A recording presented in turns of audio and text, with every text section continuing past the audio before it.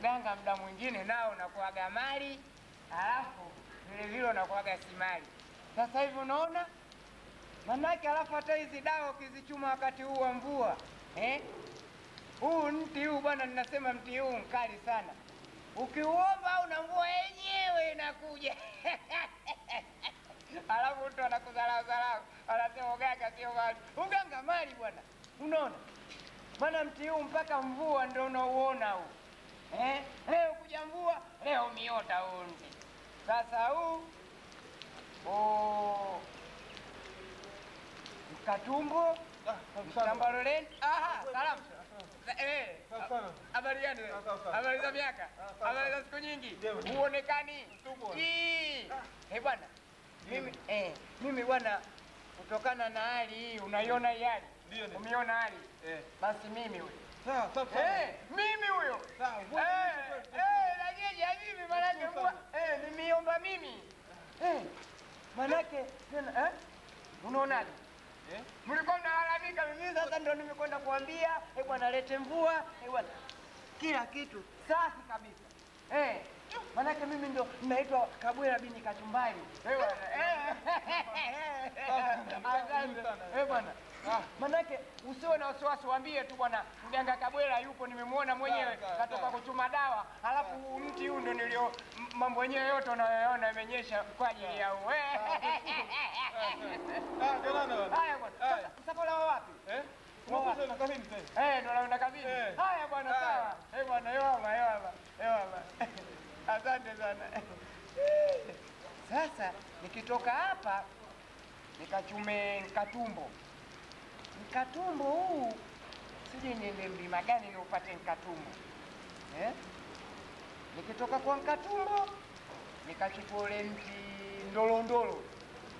Huu ndolondolo huu kwa sababu wagonjwa wengine wanadaiji wao wanatakaga watoto, wanadai. Sasa huu mti sina, lazima tambua hii ndolondolo ndo katika vilima mule ndani ya mishimo ndo unakuta ndolondolo.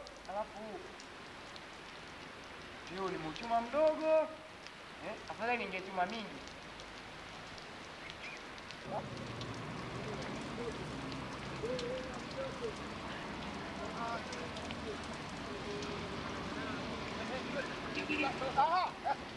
Hali yako? Sema kidogo. Habari zako? Vipi? Kuna mganga huko bwana. Wapi? Huko kuna mganga anaweza sana. Ameomba mpaka mvua inanyesha. Wewe bwana wewe. Kweli kabisa. Mvua imenyesha kabisa. Mvua kiboko sana. Ndio. Kiboko. Wewe nipe habari za kupoteana. Kupoteana njema tu. Salama sana. Salama kabisa. Nini habari zaidi? Habari njema. Dunia hii ama kila kitu kina neema yake. Alhamdulillah. Angalia mvua inapoporomoka sasa. Inakuja mvua moto moja. Sasa mchicha utakuwa mwingi. Sawa. Maharage yatakuwa mengi. Kunde zitakuwa nyingi. Viazi tutapata. Mamungunya mengi. Sasa tutakuwa raha msale. Lakini ujue mvua ikuja vipi? Mvua ikuja vipi? Haikuja vipi bwana. Kuna mganga huyo wana ndo ameiombea mpaka mvua imenyesha. Wacha. Kweli kabisa. Haiwezekani. Yupo. Haiwezekani. Inawezekana mvua inanyesha. Mvua inakuja yenyewe kila siku tunaijua. Inakuja lakini ndio hivyo, kuna mganga wanda ameiombea mpaka mvua imenyesha. Wewe umeona? Wewe umeona? Umeona? Twende kupeleke. Wewe umemwona? Nimemwona kabisa yupo. Twende kupeleke. Huyo mganga unamjua wewe? Namjua. Wewe. Namjua. Kama wewe unamjua mganga kama huyo, mimi ndio ninayewataka hao kwa sababu nina shida zangu. Bwana, shamba langu linapata tabu bwana. Kweli? Linaliwa na wanyama kweli. Mimi nilikuwa na shida yangu kubwa sana. Niende huyo akanitengenezee. Basi twende kupeleke. Kabisa twende kupeleke. Huyo kiboko bwana. Wewe. Haya. Mpaka wazee uganga mpaka vijana tunaweza. Wewe. Ndo hapo. Karibu. Wala. Asante. Naam. Tunaonana wasijali. Mara unaondoka? Naondoka. Salama bwana. Sawa bwana. Asante. Mgeni wangu huyo. Mgeni wako huyo. Ewa. Naam bwana. Hali yako baba? Hali salama. Salama. Salama. Habari gani zaidi? Nzuri. Vijana mnajua mengi siku hizi. Alhamdulillah. Vijana mnajua mengi sana. Maana enzi za zamani wanasema uganga ulikuwa nao wazee. Ndio. Sasa umetuachia vijana. Na mimi nilikuwa natafuta watu wa namna hii, vijana kama nyinyi mnajua kazi za kiasili. Basi kama mzee ulikuwa unatafuta hiyo kazi, hapa kazi umeipata. Kazi hapa umeipata. Hivi sasa hivi naona mzee, kwa sababu utakuwa siongei na wewe maneno mengi sana. Kwa sababu hii unavyoona hii mvua hii. Mimi ndo muombezi wenyewe niliomba hii mvua mpaka na ndo maana unanikuta sitoki hapa. Tena hapa inabidi ukiongea sana inaweza ikatoka balaa, ile mvua mbaya. Mawe. Ya mawe sana. Sasa hapo utakuwa unanitolea maneno mengine, inabidi niharibu uganga wote. Hapana baba, mimi nilikuwa nakuomba tufuatane mimi na wewe. Twende kwangu na shida kubwa. Kape mimi sogea kidogo, sogea. Ndio mambo yenyewe haya. Ndio maana nikakwambia hapo utanivurugia kila kitu. Sogea mbele kidogo. Hii ndio dawa yenyewe hii ambayo tunavyofanya mambo yetu. Sasa baba, hapa hamna maneno mengi. Sasa ukitaka kuniona mimi nifuate nyumbani kwangu. Tufuatane basi, twende kwangu. Sasa hivi kuna haja na watu kama nyinyi hatukusaidia yangu. Hiyo kazi unayoitaka wewe, wala usiwe na wasiwasi. Utaikuta kazi hiyo nyumbani kwangu. Sasa unapaelewa? Ushaiona? Ushaiona? Kukutizama tunakujua. Kuangalia tunajua shida yako yote. Sasa wote mnatakiwa nyinyi. Sasa ndio maana nikasema utaharibu kazi zote hapa. Ikizidi sana maneno mawili matatu hapa inaweza ikaja mvua ya mawe, unaona inazidi hiyo. Sasa wewe ukitaka kuniona niulize nyumbani kwangu. Kama una shida sana na mimi. Ninayo. Nyumbani kwangu. Ninayo. Unapaelewa? Kwako wapi? Kwangu ukija mtaa wa maandazi nyuma ya mtaa wa chapati. Wewe ukija pale ukiuliza tu ala Haji Kabwela bin Kachumbari wa masafa marefu, mimi pale unanipata. Ukiuliza tu mganga maarufu Kabwela bin Kachumbari. Sasa kama una shida na mimi utakuja, sawa? Shida nayo, nimebanwa hapo unaponiona miguu yote yanatetemeka. Nimeshikwa hivyo bwana. Na mimi ningekwambia hapa lakini naona aibu. Una matatizo mengi sana wewe. Mimi naelewa. Kama hivyo, shida yangu hiyo naomba unitimizie. Basi ndo kama hivyo, njoo. Njoo. Utakuja lini? Leo, kesho, jioni, usiku, asubuhi? Mwenye shida ndio mimi baba. Ndio. Sichelewi, jioni nipo nyumbani. Utakuja nyumbani. Basi na mimi sichelewi. Acha kwanza nimalize shughuli zangu hizi ulizonikuta nazo hapa. Bwana, utakuja nyumbani. Na inazidi kuja tu. Nimekwambia ikizidi maneno mawili matatu sasa hivi mawe hapa kama hivyo. Na mbona ndege unakusherehekea? Mawe moja likipiga unaweza ukatoka haja kubwa hapo hapo. Na ndege unakusherehekea, sikiliza. Haya bwana, nenda bwana. Nenda. Haya bwana. Tutakutana. Sasa na mimi ninafuata mti mmoja kwa sababu wewe umesema jioni unakuja. Ninafuata mti mmoja kwa ajili yako wewe. Haya bwana. Asante. Haya, asante. Alhamdulillah. Ndio mimi. Vijana mnajua kazi.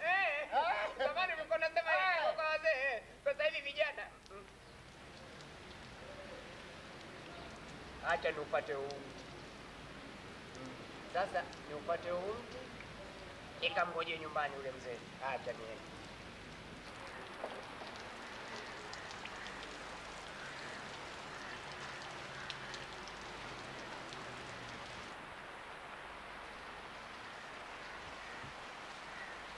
Naye uko ndani, yuko huko tu, hajui kurudi huku kuja hapa kuja kumjua mmewe anafanya mipango gani yeye ndani.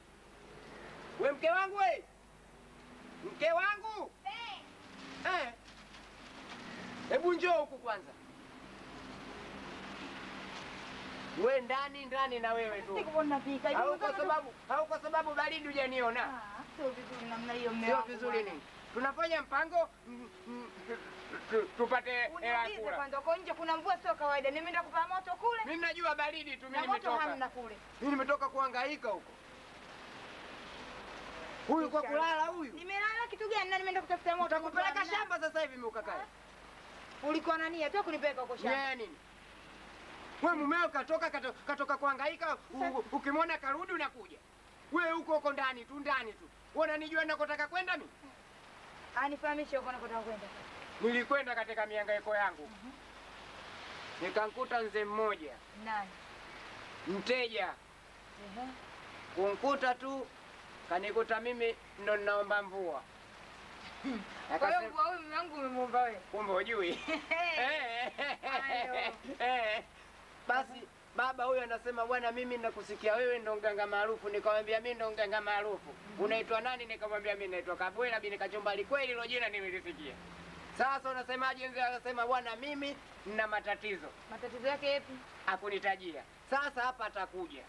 Anakuja ile. Kasema yeye atakuja, wakati wote atakuja. Sasa akija, mwambie aje baada ya siku 2. Wewe unaenda wapi? Au ndio unanikimbia? Simkimbii. Ila Nakwenda Bagamoyo. Unaona? Mimi nasema nakwenda Bagamoyo. sawa, lakini sasa kuna kitu kimoja mume wangu hiyo safari ya Bagamoyo hiyo sio unaniaga bali unanifahamisha. Ndio nakufahamisha. Tokea juzi mpaka jana mpaka hii leo hujanifahamisha. Hii sasa wivu unaanza wewe. Mimi tabia unaanza wivu wewe. Sitaki nakwambia kabisa. Mimi nimekwambia mteja nimekutana naye atakuja, atatuletea riziki hapa. Mimi nimemuonesha pale ninasaga nikamwambia mvua hiyo ukichelewa sana ukiongea maneno mawili matatu itakuja mvua ya mawe. Mzee kakimbia. Kaogopa. Katoka baruti unaambiwa. Basi atakuja. Sasa tabia ya wivu mke wangu na wewe uache. Sio vizuri namna hiyo. Tumelala juzi jana mpaka hii leo. Basi nakwenda shamba. Leo tu sasa hivi alikuja mtaji walikutana naye. Anakuja hapa ndio kimbia ndio. Nakwenda shamba kuchuma dawa. Nakwenda shamba sasa kuchuma dawa. Kwa hiyo kama nilivyokuambia mimi ninatoka, akija mwambie aje baada ya siku 2. Sawa. Sawa sawa. Ndio. Na mimi niko jikoni. Wewe na wewe mke wangu wewe tabia ni vizuri namna hiyo mume wangu bwana, na mambo kama hivi wewe unavyofikiria mimi nikuambia tu ghafla vinivyo. Nimetoka na hapo nimeenda. Wewe kimawazo yako. Kimawazo yako wewe, mimi ninaenda wapi? Tumeishi miaka chungu mzima mpaka sura zinataka kuanza kufanana. Wewe bado ungali na mawazo hayo tu. Mauzi tu. Akwambie vipi mimi?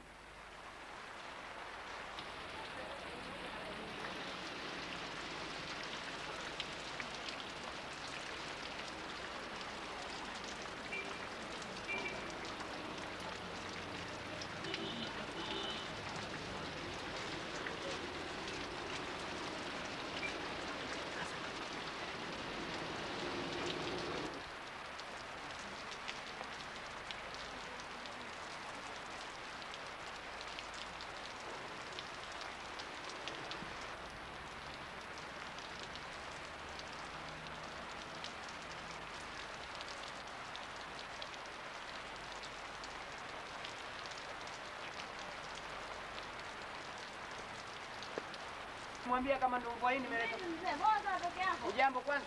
Sijambo, shikamoo. Malaba. Habari za siku nyingi? Habari za miaka? Ujambo. Nafurahia kwa sababu nimeleta mvua. Unaona mvua hii unayoiona nimeleta mimi. Unasema kweli? Sasa niseme kweli mimi niongope mama. Mbona Mwenyezi Mungu ndo anaomba mvua? Wewe wadudu unaelewa wadudu? Naelewa wadudu. Siku za kawaida unawaona hawa? Kuwepo. Sasa basi ndio mimi nakwambia wako wengi na wewe unazidi kuzaliana. Mbona uongo wewe babu wewe? Sio muongo, mimi muongo. Mungu ndiye anaomba vyote hivi. Basi ndio mimi inabidi hao wadudu wao siku za kawaida mama uwaoni. Siku kama ndio leo nimewavua na wadudu vile nimetengeneza mama useme. Wewe muongo wewe. Sawa kama muongo. Sawa. Mlikuwa mnalalamika? Mlikuwa mnalalamika nyinyi mvua hakuna nini. Sasa nimeleta unasema uongo. Hao wadudu nakuuliza mama siku za kawaida unawaona? Mimi siwaoni. Unakuuliza sema haya sawa mama. Mpaka uone tumbo mivima hiyo ndio uamini. Sasa sasa nini? Yule mtu anaomba mvua na wadudu.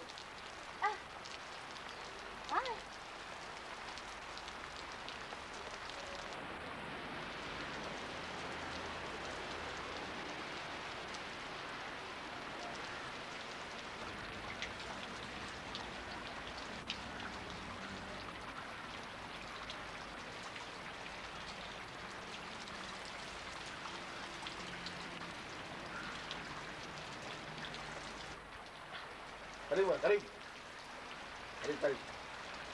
Wewe dipakai ndani? Assalamualaikum. Sifat. Hebu kwa jikoni. Bwana mimi natoka mbali. Nilikuwa naomba msaada mmoja sasa. Naam. ninakaa mbali na huku nimetoka mbali. Nimetoka kazini mbali na hapo nyumbani mbali. Ala. Sawa. Kwa hiyo mimi naomba nilale mpaka asubuhi hapa nyumbani kwako. Hamna wasiwasi. Mimi ndo ninachoomba hicho. Watu kama nyinyi. Afu nilikuwa sijui kama hapa kuna nyumba wa uongwana kama nyinyi watu wazuri. Ala. Hapa tunasaidia sana watu bana. Kwa sababu tunataka watu kama nyinyi. Tuneemeke na sisi. Hamna wasiwasi. Ndio hivyo bwana. Hamna wasiwasi hapo umepiga bana. Nikuomba ndio hicho. Samahani sana tu. Hamna bila samahani, bila samahani. Kwa sababu binadamu ndo anavyokaa. Sawa. Tukusaidia na binadamu bana. Sawa. Kwa kama hivi wewe utaenda wapi? Hamna pa kwenda. Hamna pa kwenda. Mimi nitakusaidia hapa mpaka kesho asubuhi, lakini tutaenda na safari yako. Asante sana bwana. Osi, hamna wasiwasi wewe unafika bwana. Salama bwana. Mambo vipi lakini? Mambo ni kama hivyo tena. Vipi wazee hawajambo huko? Wazee hawajambo. Naona baraka mvua nini? Baraka bana imeingia bana, neema nyingi sana. Nashukuru sana kwa Mwenyezi Mungu. Alhamdulillah. Naam. Hali zaidi? Salama tu bwana. Bibi shughuli huko? Shughuli ndio hivyo hivyo tena. Au sio bwana? Uchi unakuwa. Hakuchi kuna kucha. Senti 2-3 zinapatikana. Ya shamba. Nilikuwa namsaidia mzee kidogo kulima. Aha, sawa vijana kama nyinyi ndio mnavyotakiwa bwana msaidie wazee bwana kulima bwana. Lakini timu kama hii kwa hapa takii watu hapa. Sababu nyumba ni moja tu kama unavyoona. Na wewe unafanya kazi gani hapa? Mimi bwana hapa kazi yangu bwana. Nalinda container hapa bwana. Sawa sawa. Sio bwana. Kazi yangu hapa nalinda container hapa. Kwa hiyo kama hizi huwa hapa takii watu unatokea wapi wewe sasa? Mimi ndo kama hivyo nimekwambia ninatoka kwa mzee kidogo nilikuwa namsaidia kulima. Kwa hiyo mimi ndo nakuomba kitu hicho. Samahani sana kimstazi. Sawa bila samahani mimi nitakusaidia kwa sababu mimi hapa ndo sehemu kama hii ni nyumba ni hii moja tu. Mimi nailinda hii. Mimi nataka niweke ubavu tu japo kidogo. Ndio. Asubuhi saa 12 naanza kwenda nyumbani. Sawa? Sawa. Samahani. Bila samahani hamna wasiwasi. Sawa. Sawa. Oi. Neema tumepata. Nashukuru sana Mwenyezi Mungu kwa kutuletea neema mvua nini. Sio bwana. Hodi hapa jamaa. Hodi karibu. Asante. Karibu mzee. Wallah. Oh. Hali zenu jamani? Hali salama tu. Habari za hapa? Alhamdulillah. Mnajionaje na hali zenu? Murwa. Wallah. Shoga. Malaba. Hali vipi? Baridi hili, mvua nyingi, hatari moja kwa moja. Hali ndo kama hivi. Bwana unatokea wapi? Naona nitakuwa mgeni wenu. Unatokea wapi? Mimi bwana ninatoka safari zangu, natoka mihangaiko yangu, natoka mbali. Ndio kitako basi. Asante. Hamna wasiwasi. Pole sana bwana, pole sana. Salala. Baridi kweli. Allahu akbar. Tueleze bwana unatokea wapi bwana? Bwana mimi kama nilivyosema natoka mbali, natoka safari zangu, natoka kwenye mihangaiko yangu. Kwa hiyo ndugu zangu, nimeona mvua hii na ninapokwenda mbali, nikaamua afadhali nipite hapa na poneni waungwana wenzangu. Nikaamua nije hapa kwenu. Sawa. Hii sehemu ni moja tu hiyo. Kama unavyoona ni nyumba moja tu. Ndio, na mimi naona. Kwa hiyo huwa haruhusiwi kwa watu, lakini kutokea na mvua tunaweza kukusaidia ukakaa mpaka kesho. Nitashukuru kwa sababu bwana nimeona hapa kuna uongwana na mimi nikaona afadhali nije hapa. Bwana nikuombeni msaada wangu mimi nilale tu hapa mpaka kesho na mezalo umeniambia hivyo. Mimi nashukuru. Sawa bwana. Sawa. Binadamu bwana kusaidiana ndo wajibu. Wajibu kabisa. Leo mimi, kesho wewe. Bwana. Maana mtu unaweza ukatembea ukenda mbali ukakuta kule jamaa na kusaidia wala ukutegemea kabisa kama utasaidiwa. Na mimi wala sikutegemea kama nitasaidiwa. Mbona nimeloa hivi natetemeka bwana, nasema leo nitakwenda wapi? Hivi nimekuja kama kufanya kujaribu tu. Sawa bwana, nashukuru vile vile kukupata mgeni kama wewe. Ndio, na mimi nashukuru. Na mimi nashukuru kwa kunisaidia kwa msaada wenu.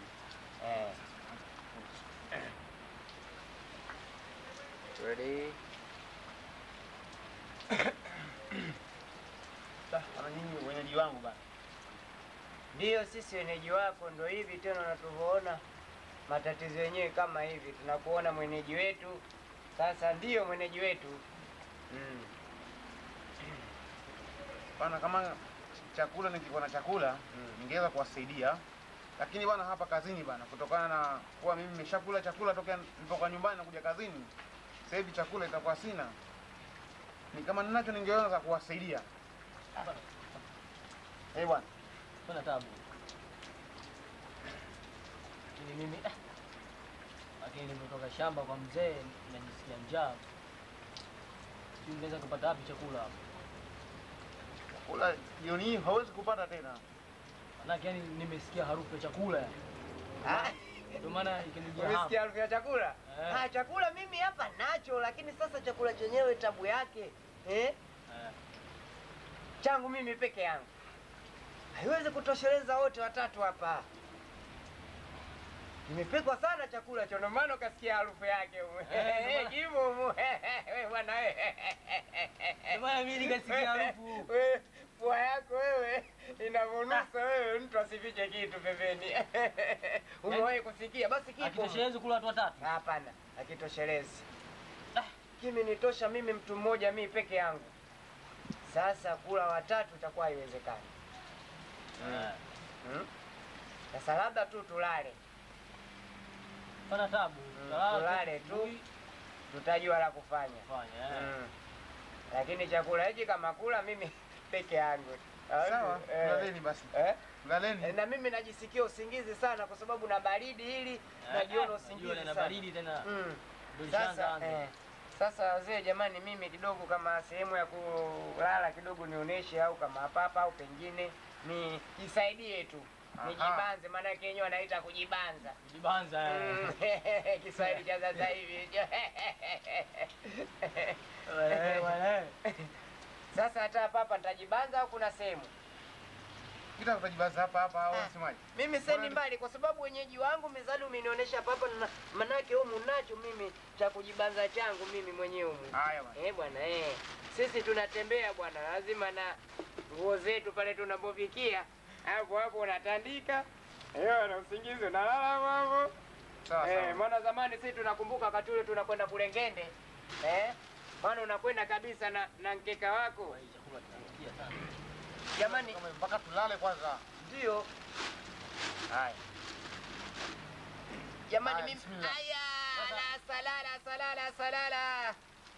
Ala zubarika, nyumba shetani mwenyewe anaishi. Kuchoka jamani kutembea huku. Hela ngumu jamani, kuitafuta hela.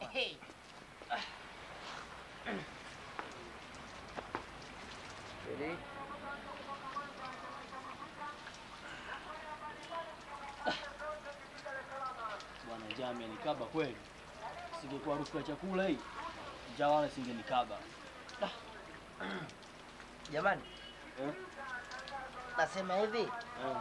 Nasema sisi tulale. Unaona bwana? Mtu atakaye ota ndozi mzuri. Njozi zile zake zikiwa mzuri. Unaona bwana? Basi ndio atakula hicho chakula. Sasa mimi nakwambieni mnacheka. Tulale, mtu ataota vizuri ndio atakula hicho chakula.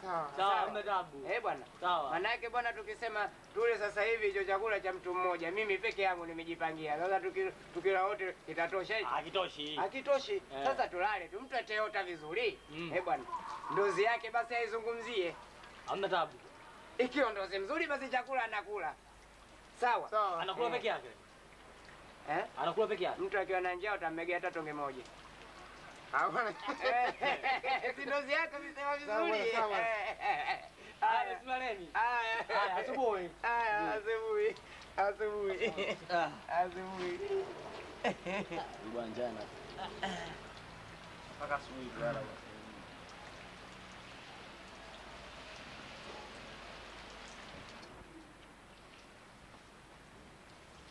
Ready? Sijui kwanza nikaanze kusuka hizi nywele. Sijui kwanza nende sokoni, nikirudi ndio nianze kwenda kusuka. Sasa sielewi. Odi. Karibu. Odi. Karibu. Asante. Naam, habari zako? Salama, tushikiamo. Marhaba, salama? Salama, karibu tupo. Asante.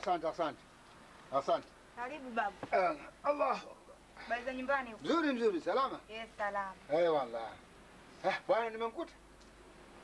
Mume wangu Mmeo au kumkuta? Aha. Amesafiri. Amesafiri?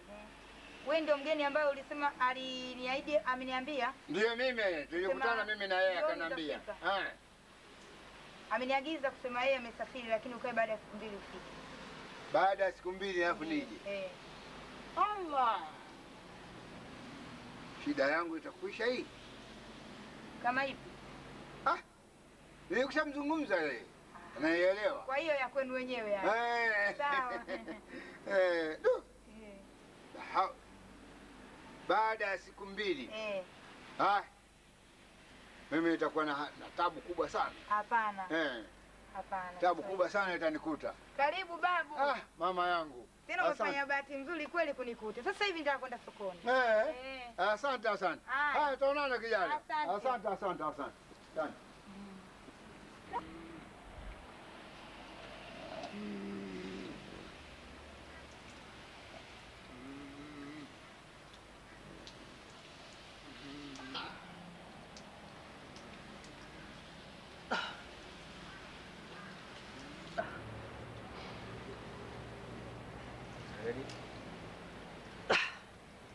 Umeshapambazuka. Bwana, hii ndoto nimeota mimi.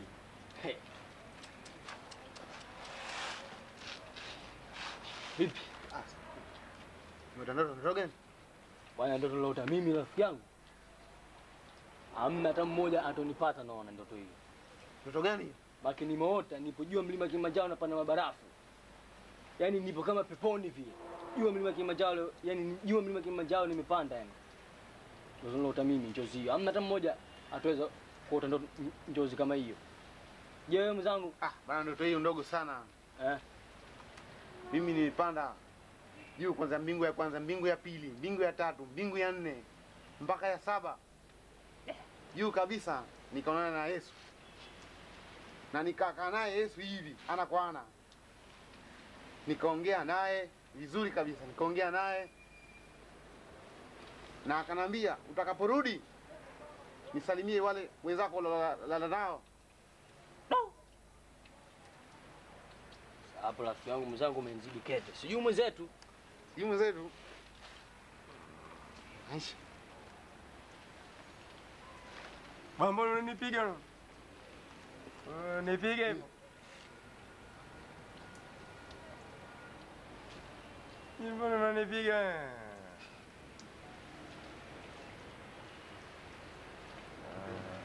Mbona unanipiga?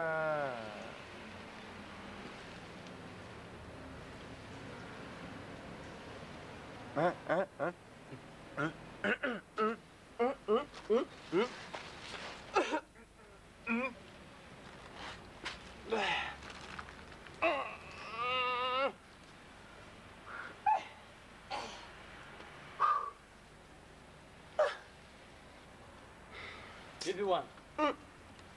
Hii ndoto niliyokuwa naota mimi hatari.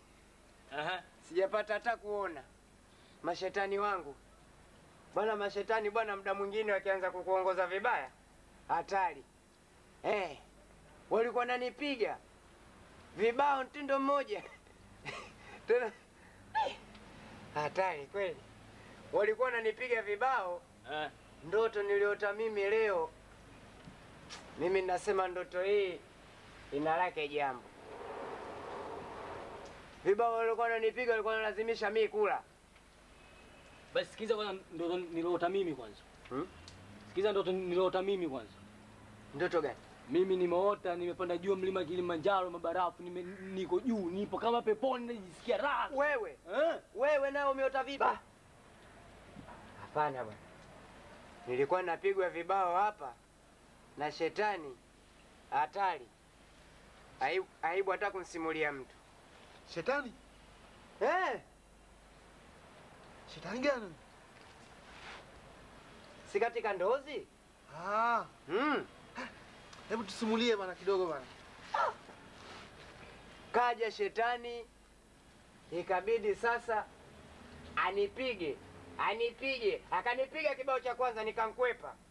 Kibao cha pili nikankwepa. Kibao cha tatu nikankwepa, nikamuuliza mbona unanipiga bwana? Ananiambia bwana, wewe lazima ule. Nikamwambia kula ndo nipige? Lazima utakula, kama utaki kula basi rudi huko kwako. Sasa mimi tena ndo vile asubuhi akawa anazidisha kunipiga vibao. Hiyo ndo ndozi niliyoota mimi leo. Alikuwa analazimisha mimi nile. Ule chakula. Peke yako. Kanambia wewe utakula peke yako. Sasa mimi nikaona muda mwingine shetani yule mzuri na muda mwingine mbaya, kwa sababu nilikuwa namuona mbaya vile vibao. Lakini alivyokuwa ananiambia nile ndo nilimuona mzuri.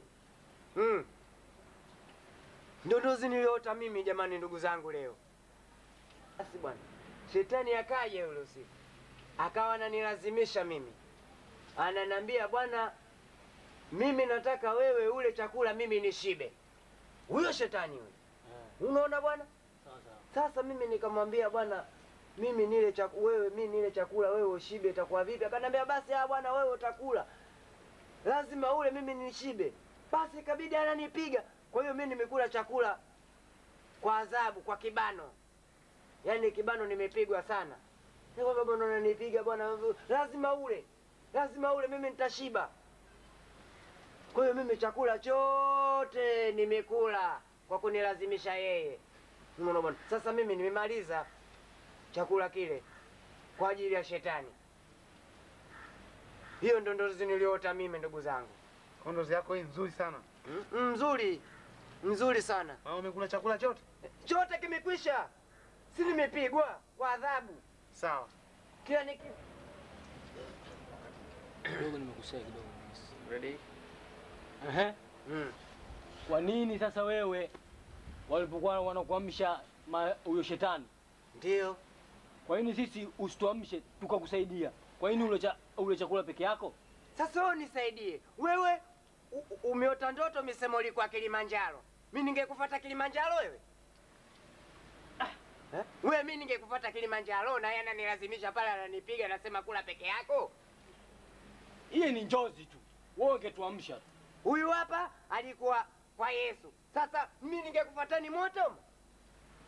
Unacheza na shetani nini wewe? Ungetuamsha tungekusaidia. Tungekusaidia sisi. Sasa ungenisaidia vipi? Jamani hii asubuhi bwana kumekucha saa hizi kila mtu aondoke kwake. Tumepata kulala hapa sawa. Msaidie, nyinyi mnaweza kumsaidia shetani nyinyi anavyopiga, mnaambiwa nikanipige kanifunua. No kuna kula chakula kwa kunipiga. Sawa bwana. Sasa kwa hiyo ndio unaondoka? Mimi naondoka. Mimi naondoka, kila mtu ajue safari yake anakokwendea. Wewe mimi nikulazimisheni nyinyi nikwambieni nyinyi mkuamshe, mimi sijui. Kipigo alichonipiga tu mimi kama mtapigwa nyinyi saa hizi. Kila mtu yuko kwa babake kitandani. Nashukuru bwana. Haya mimi ninakwenda. Mimi nalazimisha tu nikuamsheni. Shetani mnajua sana kabisa bwana. Lakini sawa bwana. Wacha tuendelee na kazi yetu sisi hapa kulinda. Usio bwana. Sawa. Kwa hiyo bwana tutaonana. Sawa, na sasa. Karibu. Haya. Asante. Mke wangu mkubwa amefariki. Naweza kupata naye hata bahati ya mtoto hata mmoja. Hayo ya tangu usiku bado nayakumbuka. Nifanyeje? Imeishia pale pale bado tu nayo. Kichwa kinanizunguka. Wewe jumba kama hili atarithi nani? Ndugu zako mume wangu atarithi. Sasa utafanyaje na hiyo kazi ya Mungu? Haiwezekani kaili. Nisipate tabu mimi, na wao wapate tabu, na wao watafute, na wao. Na wao watafute kama nilivyotafuta mimi, na wao watafute. Sasa utafanyaje? Hata kwenye kulima mlimaji huyu Mmoja. lakini walaji wengi. Kwa hiyo na wewe mume wangu umetafuta sawa. Mungu akubariki kupata mtoto. Basi atarithi ndugu zako. Sasa wewe miaka mitatu sasa. Tupo hapa mimi na wewe. Ya ilahi. Yale niliyokushauri vipi? Mimi bwana yale umeniambia kweli nimekuelewa. Aha. Lakini mwanzo nilivyolala nimefikiria kwenye kichwa changu. Hata sijaona kama huo ufumbuzi. Kwa sababu fikiria mume wangu, hivi leo jambo la mtoto analipanga Mwenyezi Mungu. Huyo mganga gani atakayemwingilia Mungu mpaka tupate sisi mtoto? Usiseme hivyo. Usiseme hivyo. Mimi nasema hivyo, jambo la mtoto linapangwa na Mungu mume wangu. Hii mvua unayoiona, huyo mganga ndiyo amefanya mpaka mvua imemiminika hii. Hoi. Pole we. Hatari kubwa huyo. Baba. Mganga huyo mganga gani akaombe mvua? Anajua huyo. Hatari. Pole we. Ndo alivyokuambia yeye wewe mganga. Sasa mume wangu, hivi hata mtu yoyote yule, hata wewe unauza mchicha umeharibika. Mtu akija usimwambie mchicha mzuri. Sasa na yeye mtu kweli ndo hiyo kama ndo shughuli yake. Atakwambia hajui. Sasa atakwambia anajua lazima. Kiwangu jaribu kunisikiliza. Hayo mambo niliyopata tabu kubwa hii. Wewe urudi huko shambani, uchukue ndoo ya maji. Uende wewe mwenyewe gengeni. Lakini kweli. Je, akiwa anapokuwa yupo mtu. Sasa hivi najiunga pamoja na wewe. Tukajaribu. Unaonaje? Mimi tukafuatana mimi na wewe tuende tukue tukashughuli. Isemwalo lipo, lakini uko kufuatana mimi naona mtu. Wewe ungeenda tu utakachoambiwa ukija kuniambia mimi wala sintobisha mimi wangu. Au wewe unaonaje? Kwani kuna ulazima mpaka na mimi nifike au? Inawezekana pengine unataka kuchanje uchale kifuani au mgongoni. Manake mambo ya waganga ni mengi. Basi sawa twende. Ina maana kaweza kuomba mpaka mvua ikanyesha? Ana hatari huyo. Mpaka wadudu wametimka na kuambia wako chapa chapa. Manake watu wengine hata mpaka wanakufuru uganga wao. Sasa mimi naona mume wangu wala tusifanye ajizi tena. Mradi umeshasema hivyo. Bora tu mimi nikajiandae humo ndani. Tutoke twende. Twende. Twende mkeo. Twende. Allah. Twende. Twende mkeo. Twende mkeo. Tunapitia huko? Twende. Sigara yako unavyoiwasha, huo moshi unavyoniingia. Wewe miaka yote mimi na wewe tumekaa Babu unasikia unaninukia hebu kwanza na mimi kidogo nigege kidogo ni utazoea. Niangalie kwanza hivyo ina la gani. Alafu mke wangu yule mzee alikuja. Alikuja. Alisema alisema kwa atakuja. Nilipomfahamisha kusema wewe umeondoka. Lakini akae baada ya siku mbili afike. Hakuacha hata hela? Hajaniachia hata senti 5. Maana kuna mgonjwa mmoja alikuja mteja yule, akaacha hela wewe ukaificha sandukuni. Ndio tabia yako siku hizi. Kwa nini niko sina hela kununua dawa madoa? Sasa nisende nikachukua shida gani? Kwani ulikuwa unanificha? Haya, amesema nini? Alisema atakuja. Atakuja. Hakutaja siku? Au saa? Huyo alisema atakuja tu. Yule si niliagana naye leo Huyu mzee uliosema kama hatakuja. Ndio. Umenielewa? Lakini nimwambie kusema umeondoka baada ya siku mbili afike, leo atakuja. Na yule mtu alioacha hiyo hela yenyewe wala sio nyingi, 500 tu. Mnakuwa na imani tu na kutoka. Mimi najua tu wanakuja hapa, mimi nikitoka nyuma wewe unawapa dawa, hela unachukua wewe. Mimi najua madawa unaotoaga wewe kwa dawa gani, kwa ugonjwa gani mimi naelewa. Mimi sitoi dawa wala nini. Sasa inabidi na wewe ujue dawa sasa hivi. Sitaki. Kwa shida gani nioge mganga hapa nilipo? Alafu nimeitwa Mbagala Kwa nani? Kwa huyu bwana Ngalama. Nimeitwa kwa bwana Ngalama mimi nikapige manyanga. Inabidi wewe uende safari hii. Siwezi. Sasa katika ile mimbo katika kukuga nani atakuga? Sasa mimi umeshanifundisha wimbo gani? Ushanifundisha hapa nilipo. Si utajua hapo hapo kwenye manyanga usijue wewe. Mimi hata siku moja kwanza sija kusikia hapa unavyoimba. Basi utakwenda kujulia kwa wateja. Katika wateja mimi unaniacha nyumbani. Mimi nitakuwepo nimeelewa wimbo gani kule unakoenda kuimba. Huu wimbo wa rais tu kama una wa rais? Uko mwepesi tu. Wanaitwa ukitaka kula chungwa. Ule chungwa kiunguja. Ule mwimbo ule rais alafu shetani anakuja hapo hapo. Sasa mimi hujanielekeza, umeniambia ukitaka kula chungwa kiunguja. Sielewi sasa. Huo wimbo siujui. Ndio basi sasa nimekwambia tutakwenda Mbagala kwa bwana Ngalama, kuna shughuli, kuna kichuchio. Sawa. Kuna kichuchio siku hiyo. Kuna mwanawe yule. Wa kike yule. Karibu. Wageni. Karibu. Karibu. Asalamu alaykum. Karibu. Kachukua kiti, kawachukulie viti. Salamu. Kachukulie viti huko wani. Karibu bwana. Wallahi wala. Karibu. Asante. Karibu. Wala. Karibu kwenye kiti. Karibu. Allah. Karibu. Allah. Karibuni jamani. Karibu. Karibu mama. Naam, wewe. Naam, habari za safari? Bwana salama kabisa. Mzima kidogo? Mzima kabisa. Nini habari za Siku nyingi. Mimi sijambo bwana. Habari za leo? Mama yangu. Shikamoo. Marhaba. Habari gani zaidi? Salama. Salama sana? Salama. Asante. Haya, ndio jambo. Salama tu za hapa. Za hapa salama. Za shughuli. Salama tu za kwenu. Kwetu salama. Hali zenu zaidi. Nzuri. Asante. Karibuni. Asante. Bwana Mwinyi. Naam. Tusiseme amtandika jamvi. Ndio. Kija tukachelewa yote. Na kweli. Nia yangu niliyokuambia ninayokuhitaji mimi na mingi niliyokuwa nayo. Maana ngoja nikukatize kidogo. Nilikuwa naongea na mke wangu hapa. Nilikuwa namuuliza, niliongea na baba yangu mmoja majuzi. Yeye kafika, akaniambia amefika. Lakini miadi yake leo siondoke hivi. Umeniona hapa naitwa Mbagala huko. Tuna kichuchio huko. Hivyo nitaka nitoke, nikaona hapana, siwezi nikatoka kabla hujafika. Nafanya vizuri sana. Naam, nipe kaifa. Mimi unavyoniona. Ndio. Nilikuwa na mke wangu mkubwa. Tumeishi mimi miaka 30.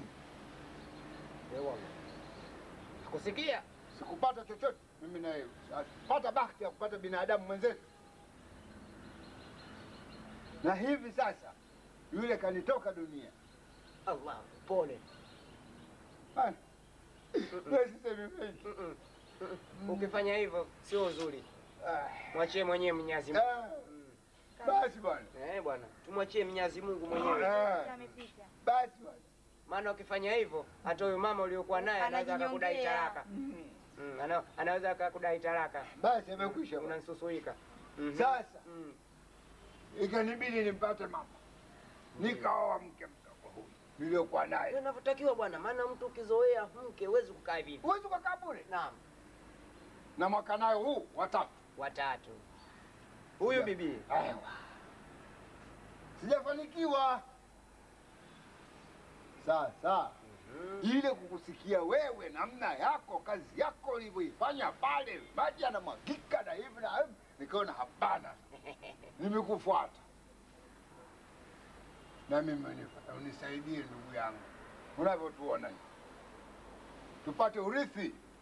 Mimi nasema mzee, hiyo kazi umefanikiwa. Sana. Mwambie mama afurahi tu. Afurahi, tena afurahi sana. Kazi nitapata kabisa mtoto. Kabisa. Hiyo kazi hiyo mama ni kazi kwangu nyepesi na rahisi, ni ndogo mno. Lakini ina masharti. Ina masharti huko.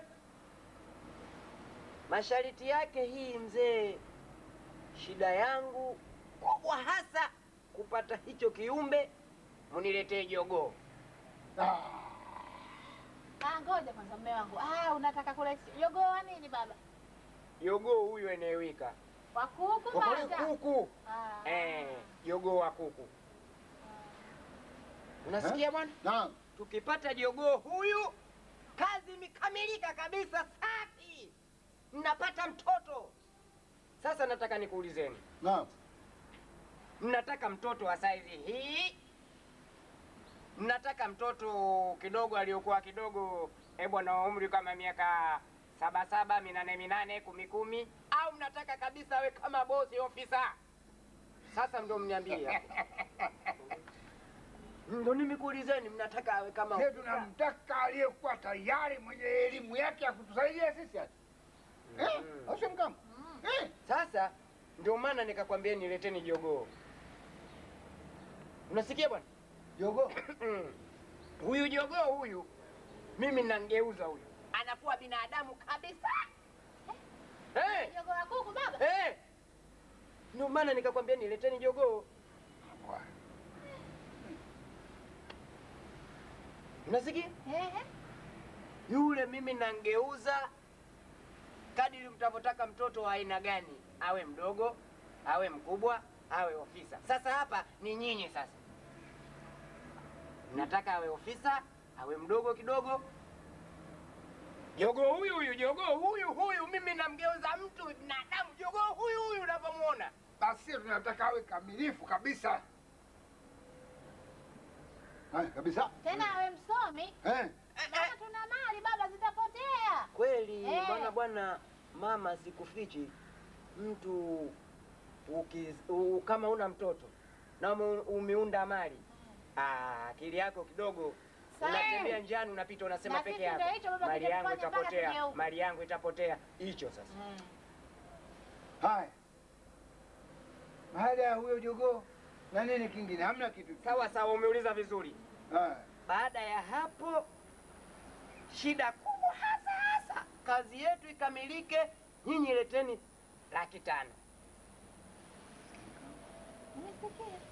Kazi kubwa hii mama, kazi kubwa hiyo. Maana kuna sehemu za kwenda mimi mpaka kungeuza. Muda mwingine mama, sikufichi, unakwenda unakuta watu wanakupinga njiani. Unakwenda katika kaburi, unakwenda kuomba maombi yenu. Linabomoka kaburi. Ndio maana nikakwambia nileteni shilingi 500,000 hii. Sawa baba, hizo tutaleta. Bana. Na nyinyi mnaongea? Ameshakubali mama watoto. Mnaongea maana yake bwana, msiseme sijui mganga Kabwela anataka hela nyingi sana. Mimi si mganga Kabwela, kwanza sitaki hela nyingi. Na mtoto wenyewe kama tunapata ameshakuwa mkubwa. Tutaleta hizo baba, na wao ufurahi. Na mizali mmesema mna mali, mimi sitaki hela nyingi. Mimi sitaki hela nyingi kama waganga wengine wanafanya milioni. Mimi 500,000. Basi vizuri. Sisi bwana tunakwenda kujitayarisha kabisa. Asanteni. Tunaleta hayo mambo hayo kila kitu. Jogoo atakuja na 500,000 itakuja. Au mke wangu unasemaje? Hapana, sina neno lolote, nasikiliza tu. Labda sijui una mengine. Hapana. Na mimi mganga, kabla tujaondoka, nilikuwa nataka kuuliza. Ndio. Maana yake mume wangu atakavyoleta hiyo jogoo na hiyo hela, mimi naona hata nitakuasiji. Sasa tukishaleta hivyo vitu tunakaa kwa muda gani? Umeuliza vizuri. Na mimi hili nipitia mengi hapo kichwa. Maana tunataka kuona sasa tujue kabisa. Unasikia? Kama mtoto wa umri labda sijui wa miaka kama 7 au 8. Huyu unaweza ukakaa kama miezi 2 au 3. Lakini kwa kuwa mmetaka officer, boss msomi kabisa, Kiingereza yes no. Huyu mkae muda miezi 6. Sawa. Maana nitaka kujua hapo. Umenikumbusha. Miezi 6 kamili ikifika mnamkuta bosi kabisa katika mikutano yote, yeye ndo anakuwa kiongozi mkuu. Maana mnafanya ni moja kwa moja, usikatae katika sehemu za ukubwa huko. Asanteni. Naam. Sasa mume wangu, ni mzee bado nimeshangaa hapa. Umeshangaa nini? Tueleweshane kweli. Nini? Mimi na wewe kwanza hatujazana. Isitoshe, huyo mtoto unaosema atakuja sijui awe bosi kabisa. Mtoto huyu ataanza. Mimi ndo mganga bwana, wewe usitake kunidadisi mengine bwana, saizi nimechoka kwanza. Mimi nimerudi safari. Nimengoja mgeni hapa amekuja, tumeongea, unataka kuniuliza mimi na wewe. Sasa mimi dawa ninazotaka kuzifanya mimi zitakuwa sawa na yule. Hizo tiba zenyewe mimi kwanza. Si kwanza tu. Unasikia mke wangu? Sisi tunaweka uzazi huu wa mpango. Hatuzai saa hizi. Ndio, ngoja sasa nikuulize. Hebu bwana wewe, mimi kwanza nakwenda huko kwanza. Sio vizuri namna hiyo. Sio vizuri nini? Na wewe wakija wageni hivyo nilikuwa na mdomo wako nataka kusema hapa. Hakufukuza nani? Hakufukuza nani wewe? Na dawa zangu zinafanya kazi, kila kitu zinafanya kazi. Mtoto atoke na huko tu kubwa uzima na haya tuone kama ikiletwa 500,000 wewe. Fika mimi ndio langu mzazi bila kuepuka. Unavyokuona unavyopenda hela wewe, tuone alete 500,000 kama utaacha. Uniache mimi peke yangu. Huyu utasema sasa hivi mume wangu ninunulie sijui kanzu, hela nayo wewe. Uvyo. Mimi nakufanyia wewe. Salama. Sawa. Ni habari gani? Anje watushikia. Mzima sana, marhaba. Habari za wakati? Wakati salama. Ndio bwana. Habari za nyumbani? Bwana salama. Bwana imekuwa heri kukutana na wewe. Sawa. Nilikuwa nakuja kwako. Unakuja kwangu? Hivi nilikuwa na safari yote moja kwa moja mpaka kwako. Sawa. Nia yenyewe kubwa hakuna bwana, nilikuwa nafuata zile za 6. Nataka kuipita. Sawa vizuri. Lakini hapo kwa leo sijaandaa bado. Lakini hapo tunajiandaa. Bwana na shida nazo. Tushinda kuelekea nyumbani. ili nyumbani kukuletea. Bwana shida nazo bwana. Hamna tabu za kesho. Umilia kesho tutakuletea. Kama nyumbani mmoja nitakuletea. Hata kama upo utatoka utamwachia mama nyumbani. Kweli kabisa. Hivyo unatimiza ahadi hiyo kweli unaweza ukaniletea? Nakuletea wewe natimiza ahadi bila wasiwasi kwa Mungu. Mimi tunakuletea. Inshallah bwana. Haya. Inshallah kidogo. Lakini kama hukunikuta umwachie mama watoto. Sawa, hamna tabu.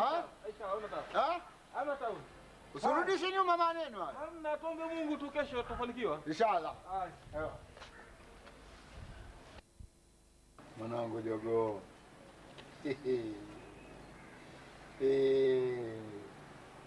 Bahati kubwa hii kupata utakuwa binadamu mwenye elimu wa hali ya juu. Uje ututunge sisi wazazi wako, tukae tunastarehe, raha mustarehe, utuchunge na sisi. Leo hii mtoto mdogo unatoa zaidi ya 500,000 mpaka kusoma kwake, na sisi nakupata wewe mwanangu msomi wa hali ya juu kwa 500,000. Mimi sina tabu, nashukuru Mungu kupata mtoto namna hii. Wallahi alazim. Ulaya basi mwanangu. Na kweli. Na mimi kwanza mwanangu nimshike. Maana sisi nina hamu. Basi. Tena mimi umefanya vizuri kweli. Maana umechagua huyu mzuri mweupe, kwa hiyo tutapata mtoto wa rangi moja kama si mweupe mweusi. Kivumbi hicho. Kwambia. Tena umejitahidi mume wangu atakuwa vizuri. Na kweli. Kipande cha mtu mwenye elimu haya haja juu. Sasa mwanangu naambulia kumbeba kabisa. Maana nina hamu. Nyamaza. Sasa. Mume wangu hata tusichelewe. Ndio hicho ninachosema, afadhali kwenda tuhai mapema. Tukamkuta. Lakini si umpeleke. Nitapeleka. Hamna tabu. Baba huyo.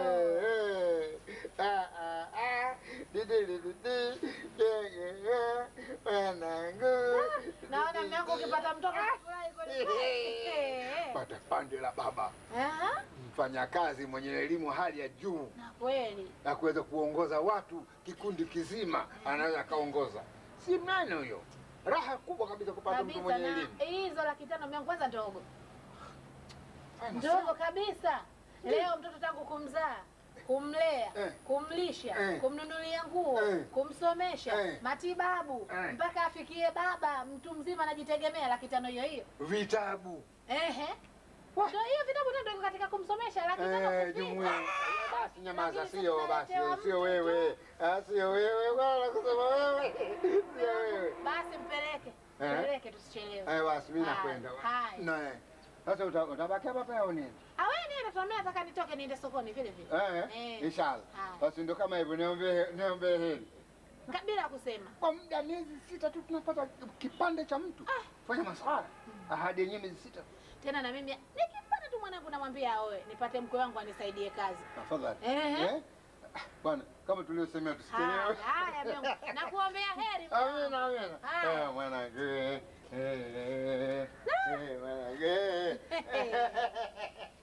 Alhamdulillah. Yule mganga kama kweli atatusaidia tumpate huyo mtoto. Hata sijui nitasema nini kitumbua mimi hapa mtaani. Maana na mimi nitajidai wenzangu wote. Ukisikia mara gari anatelemka mtoto wa fulani. Ukisikia mimi hapa ndio nimekaa hivi. Na mimi watanitambua baba. Nikipata mwanangu tena namwambia, "Oi mwanangu," na mkwe wangu sokoni. Sio kama sasa hivi kila kazi nifanye mwenyewe. Hebu nenda nipate kurudi pesa sija akarudi baba na furaha zake akakuta chakula. Mbona mtamchumia? Hamadi. Na yule bwana wala afiki mbele atarudi. Kumbe zile hela kasahau, maana kaondoka na furaha. Sasa si lakini nimsubiri maana na Taisa fanyeni imekufa. Sasa nikisema nitoke na mimi. Mama Tado.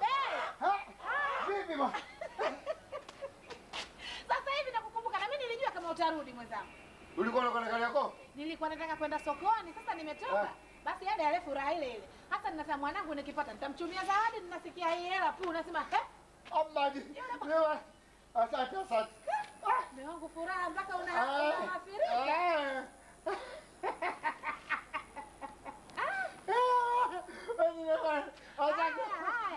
Naona siku tutakapata mtu hatulali.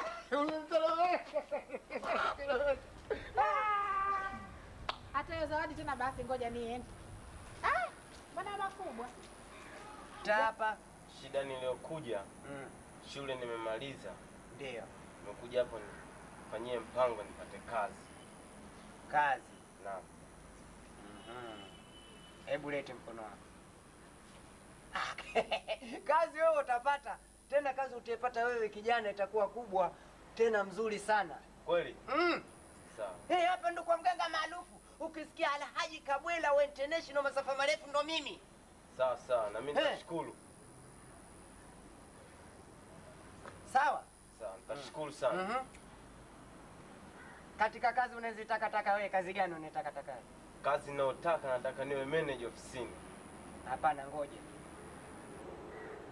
Kazi nitakutafutia mimi. Unasikia bwana? Kazi lazima nikutafutie mimi na kwa uganga wangu. Sawa. Wewe utakuwa mtu mkubwa. Unasikia bwana? Naam. Utakuwa mtu mkubwa na gari zote zitakuwa zinakuzunguka wewe. Kweli? Sawa. Gari zitakuwa zinakuzunguka sana. Kazi hiyo ya kupata pesa wewe. Na mimi nitashukuru sana kama ukinifanyia hivi. Unanielewa bwana? Nakuelewa sana. Kazi ambayo nitakutafutia mimi kwa uganga wangu huu, bwana, gari zitakuwa zinakuzunguka. Ikipita huko na kuzunguka, gari zote za mjini hapa wewe zitakuwa zinakuzunguka. Baba, gari zote za mjini zitanizunguka. Si ndio kazi unataka kazi nzuri ya pesa? Si una kazi babu, umesema una kazi. Kweli? Kweli kabisa? Nimeshasema mimi, ndio maana nimekwambia mimi naitwa mganga maarufu Alhaji Kabwela. Sasa kweli tena mimi nikuongopee? Kazi gani sasa? Hapo umeuliza swala la maana. Kazi nitaikupa wewe ni trafiki. Gari zinakuzunguka ndo kazi ya kupata pesa hizo. Shasema mimi siongopi bwana. Kazi gani? Trafiki. Trafiki. Ndo kazi ya kupata pesa. Kweli? Basi nitashukuru sana ndugu yangu. Maana hilo ukikaa tu njiani unamwambia mkeo. Injika chungu jikoni. Akinjika chungu jikoni ukenda ukisimamisha taa hamna pesa unapata. Asante sana mzee. Nitakushukuru sana. Sasa kuna mashariti. Naam. Uniletee ukitoka hapa. Nikuletee nini? Ukenda wiki yoyote ile. Unasikia?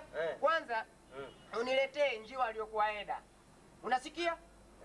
Kama unataka hiyo kazi hasa ya kupata pesa kiasi kwamba watu wote wanakuogopa, gari zio zinakuzunguka wewe, uniletee njiwa aliyokuwa Eda. Unasikia? Naam. Halafu hapa kinatakiwa nini? Huyu hawa kunguru hawa wanajamba sana mishuzi wale. Uniletee ushuzi wake mmoja. Unasikia bwana? Ndio. Halafu kinatakiwa nini kingine? Ndio. Hawa nani hawa wa baharini, mchanga wa katikati baharini. Mchanga katikati baharini.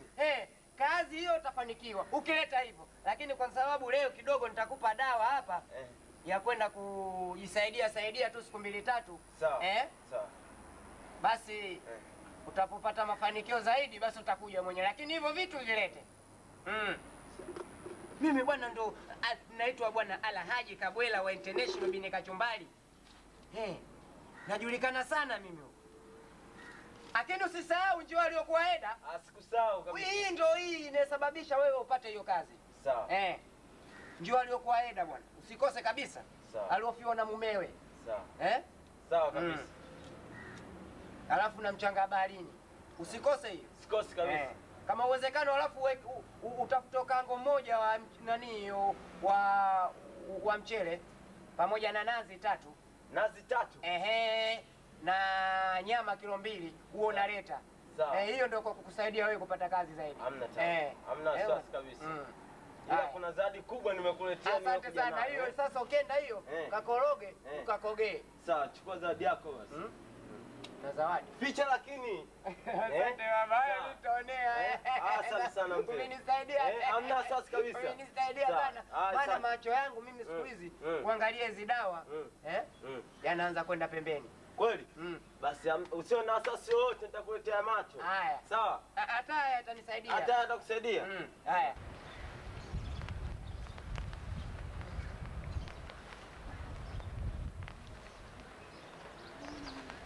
Sasa narudi. Alhamdulillah. Hela hii narudi, hamna tabu wala kitu. Nangu we nenda tu.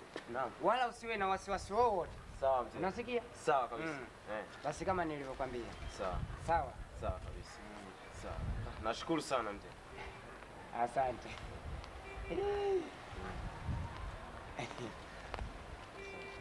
Hii hapa itakusaidia basi mzee. Eh. Ongeza kidogo shilingi 10 haitoshi, ongeza kidogo kama hii 10 nyingine. Mzee itoshe. Kazi kubwa anayokufanyia mimi. Sawa mzee. Kubwa. Sawa. Sasa basi. Asante sana. Sawa. Asante. Haya. Sawa mzee, kweli kazi itasaidia kweli? Itakusaidia tena, nimekupa kazi ya hela nyingi sana. Kwa nini sikusaidie? Kweli mzee? Hela yako itarudi, unasikia? Naam. Wewe ukitoka hapa, kwa sababu nimekwambia kazi ya traffic ndio kazi nzuri ya kurudishia hela yako. Ukikamata gari, breki shilingi 10,000. Unasikia? Taa hamna 10,000. Unasikia? Tairi ukiona haina kipara 10,000. Kweli mzee? Sawa sawa. Kabisa. Hivyo hivyo. Itasaidia kabisa? Itakusaidia kabisa. Basi nitashukuru mzee. Asante. Haya kijana, tutaonana. Kweli mzee. Asante sana. Asante. Nashukuru sana. Wala bwana, wala. Karibu. Asante bwana. Karibu bwana. Karibu. Habari gani sasa? Nzuri tu. Asante. Karibu. Karibu. Asante. Karibu. Karibu. Karibu. Karibu. Haya, karibu. Pita tu, hamna pita tu, pita. Aiwa. Pita. Karibu. Allahu Akbar. Ngoja niwe na viatu mzee. Allah. Mahali pa heri. Lazima unafanya mambo ya heri. Ndio.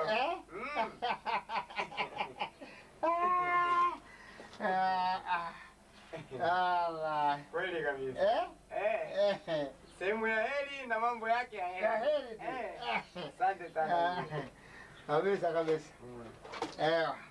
Habari za kwenu? Bwana mzuri. Habari za siku nyingi? Bwana, baada ya kupoteana, alhamdulillah, nimemleta. Nimemwona. Huyu anafaa. Huyu anafaa kabisa huyu. Kwa kazi yetu huyu. Anafaa sana huyu.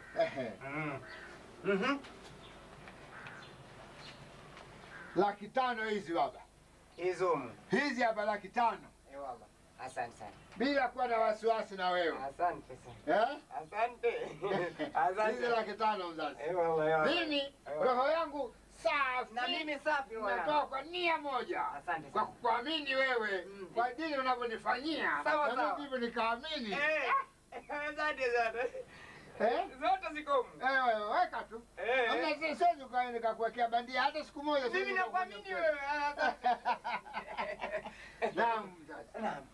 Sasa bwana, kazi yetu kama nilivyokwambia, umemleta jogoo huyu ili mradi ndio kama nilivyokwambia, huyu jogoo ndo itakuwa tunavyohitaji mimi.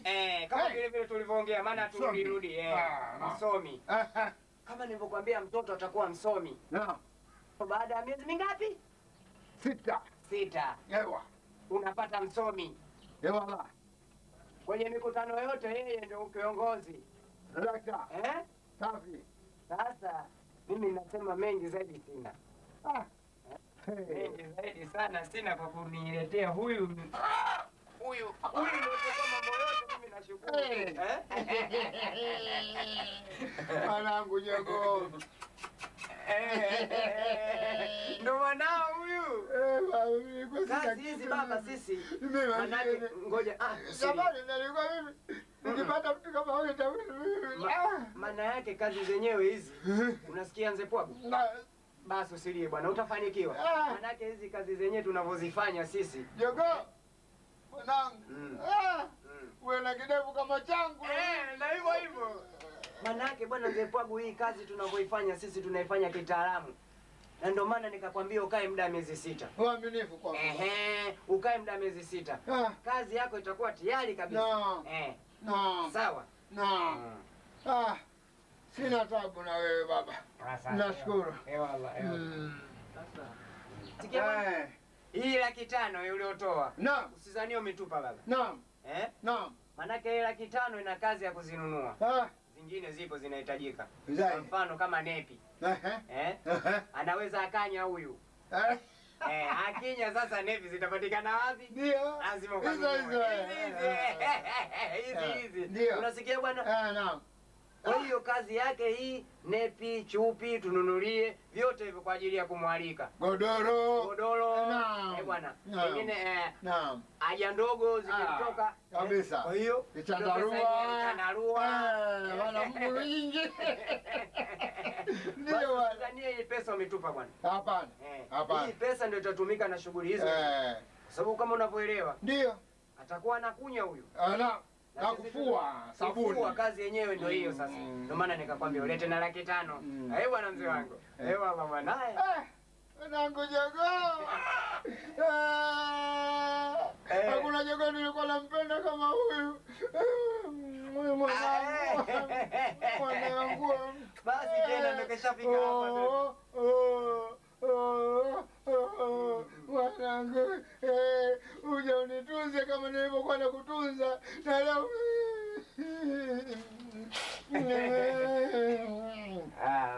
Baya baba, nenda kwenda mzazi. Wewe nenda. Wala. Wende kwa roho moja. Wala usiwe na wasiwasi. Sina wasiwasi. Mimi na wewe bwana, jinsi tulivyokuwa tunaelewana na hii kazi yako nitavyoifanya kikati kabisa. Sawa Ninashukuru. Bwana. Ili wewe kunifanyia hayo. Ninaona alhamdulillah. Mimi nasema nitapata wapi kitu cha mnayo 500? Unasikia bwana? Manake watu wengi wanakuja mimi na wakatalia ili swala hili. Maana hapa ninazidi kiwango tena cha uganga hapa.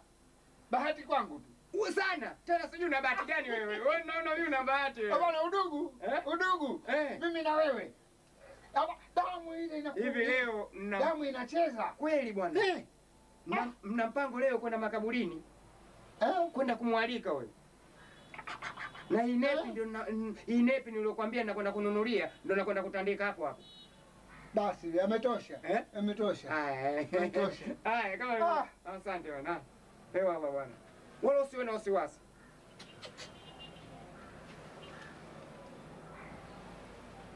Asante wewe. Asante. Kama nilivyokuambia muda miezi 6. 6.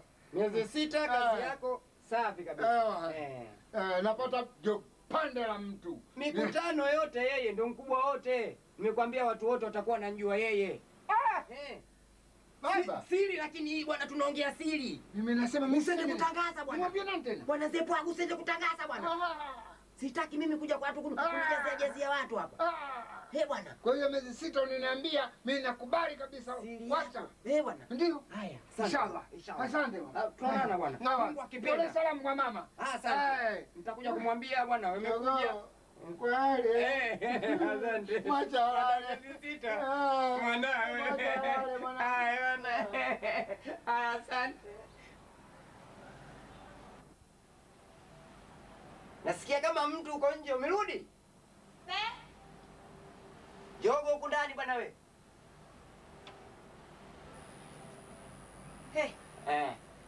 Kaa chini basi kwanza. Umepagata kuku? Kitoweo hiki. Kitoweo? Kitoweo hiki. Kukabidhi. Ndio.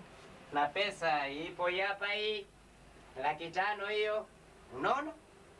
Yule mteja ameshakuja? Amekuja kaleta kuku huyo. Mambo yote safi. Sasa hii 500,000 nasema hamna kazi nyingine tena, sisi tunakula tu miezi 4. Sawa, kula. Mimi ndio maana nikakwambia mke wangu ikija hela sasa hiyo mbona. Na hicho ninakupendea, lakini sasa ninauliza hivi. Hivi kweli hii tiba itatokea huyo mwana au vipi? Kwa sababu tusije tukapigwa mikwaju humu ndani mume wangu. Hiyo niachie mimi. Hiyo mimi niachie. Sio wewe tu peke yako na mimi nipo mwenzangu. Ngoja. Nimekwambia hivi duniani wapumbavu hapo. Unasikia? Kwa sababu kama hivi mfano unakuja hii ligi itakuja baadaye ligi hapa. wacheza mpira wote watakuja hapa. Milioni 2, milioni 1 itakuwa inaingia hapa hapa. Sasa wewe usiseme hivyo. Mbona mwanzo ule mwaka jana ile pesa ile milioni 1 tuliokuwa tumeipata? Wewe mbona ukuuliza kama hii watakuja tena wakuja mpaka ulize hiyo? Lakini sio kama eti jogoo aje kutokea binadamu sijui akae bungeni tafadhali. Nikwambia niachie mimi. Wewe maneno hayo sio maneno ya kuuliza. Mwekeje huko baadaye utamchinja. Mke mwenye akili asemi maneno kama hayo. Kwani nimesemaje?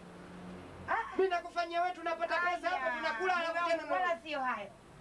Nimekwambia mume wangu nakupenda sana. Pesa ndio hizo, kama hivyo mpira utapokuja kufanya shughuli uongo na mimi nitapata chochote. Sasa nasema hivi leo tufanye sherehe ya pesa leo. Leo. Yangu naye nikikalo wewe sitaki vile. Haya mume wangu. Basi yako na wewe. Sasa nasema hivi. Lakini utamchinja wewe.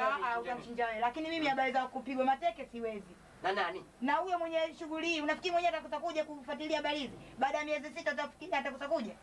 Hapa mjini bwana, mjini kila mtu anaishi na vyake. Yule tena hawezi kuja. Atakuwa amezarau kabisa mambo haya, amezarau. Na huko kumla huyo kuku ni mle mimi. Tutakula wote. Hapa mimi simli huyo kuku. Hivyo. Kumbe una maana. Hata ukue mzangu. Sasa nasema hivi mke wangu, mimi kidogo niache nitoke nikatafute madawa. Unaenda kutafuta madawa? Sawa. Na huyo kuku kama humu ndani humu unataka kumwacha, mwenzangu bora umfunike. Asije aondoke wala akimbie. Akimbie gani? Sawa. Kama nilivyokuambia nakwenda kutafuta madawa kidogo. Hii pesa kaiweke uvunguni huko. Kaiweke uvunguni. Nimekwambia miezi 4 tunakula tu. Sasa pesa nao wanachukuaga wanawekaga uvunguni. Si unaficha? Utafichaje uvunguni sasa? Kumbe utaweka wapi? Uende ukaweke wewe katika akiba. Sasa utachukua utaweka uvunguni. Ndio. Alafu siku nyingine ukiniona nimewacha mwingine usikasirika. Ndio. Ndio. Waleta kina. Kina. Unaanza wewe hivyo. Kukwambia hivyo tumasiana wewe ndio hujui. Umemfunga? Haya. Niko nje. Uko nje? Na mimi kama nilivyokuambia ngoja nikatafute madawa nikirudi hapa ninakwenda sokoni leo mchele mwingi kilo 4 safi kabisa. Ala. Mfanye nini?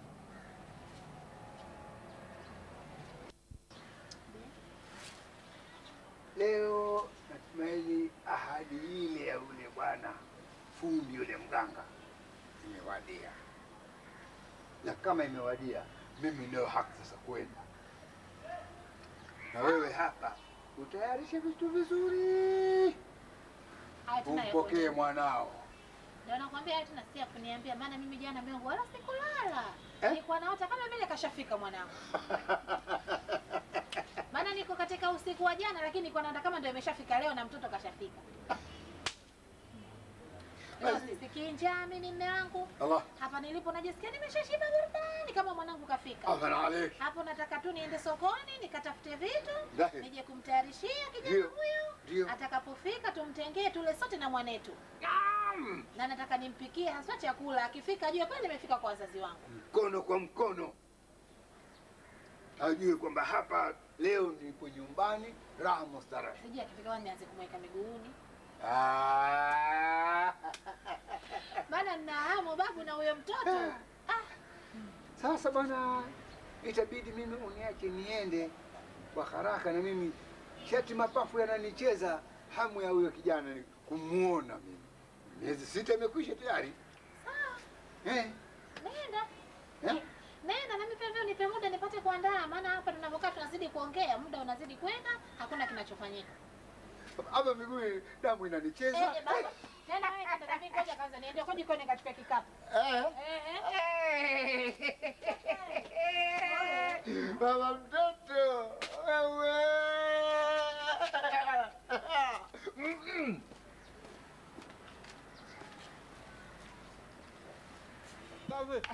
Sasa habari? Nzuri. Salama. Salama. Nina habari zaidi. Mbona unafurahi zaidi? Ndio. Fanya nini? Ndio. Wewe unakumbuka kama ulifanya kitu kwangu kikubwa mno duniani ulimwenguni hakuna? Kitu gani? Ulichofanya wewe? Wewe ulinipeleka kwa mganga siku moja. Ndio. Umefanikiwa Wacha. Alikusaidia sana. Nimepeleka pale. Si unaona mvua ilinyesha ile? Na wadudu wako wengi. Ndio. Na basi mimi nimefanikiwa vile vile. Umefanikiwa kitu gani? Kwanza ile fedha ulionirudishia. Imekusaidia sana. Umenipa njia nzuri sana ya kufanya kazi zangu. Sawa. Nami ninyokea mambo mazuri sana. Nimepeleka na jogoo jamaa yangu. Na jogoo? Jogoo yule anageuka binadamu. Unajua mimi sina mtoto. Jogoo? Sina mtoto mimi. Nimeambiwa muda miezi 6 nikachukua kipande cha mtu kinisaidie mimi baba yake.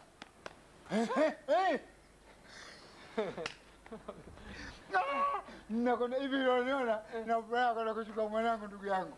Naenda kuchukua mwanao? Sasa nifanye? Lakini nini? Haya wataongea. Hakuna lingine. Haya bwana tutaonana tukubali. Haya bwana asante.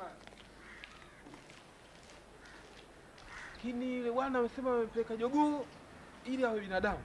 Lakini kweli jogoo anaweza kuwa binadamu? Hii kweli sijawahi kusikia. Nimesikia mganga kwamba analeta mvua kweli imenyesha. Mambo mengi sana yameonekana. Lakini jogoo ananiambia jogoo amepeleka jogoo na binadamu. Hii kweli ndio mpya sijawahi kusikia. Lakini haya tutasikia.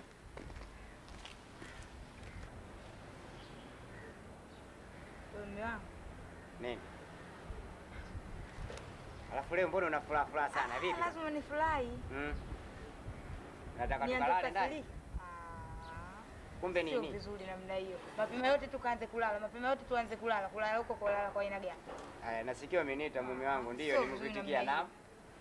Tena, hilo ndio neno la kuuliza. Haya, Miezi 6 ndio hii mume wangu inaanza kukaribia. Alafu umefanyaje? Yule babu aliyoleta jogoo wake. Mimi sio kila nikilala na muota yule babu na jogoo wake. Mke wangu naye huyu bwana huyu. Yaani wewe una neno la kuuliza unauliza neno hilo. Baya. Wewe bwana wewe, kumbe mimi nilikuona wewe sijui vipi mke wangu wewe. Mambo ya kumjibu nitajua mimi mwenyewe ya kumjibu. Wewe mpaka uyatake yote yani. Wewe hapa kula unakula. Chakula na kununulia. Bwana.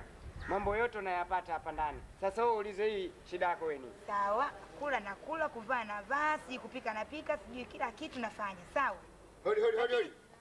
Oho, karibu. Ewa. Karibu. Asante. Karibu. Nenda ndani kule kwanza. Sawa. Nenda. Karibu baba. Naam. Marhaba, habari gani? Naam, Sheikh. Naam.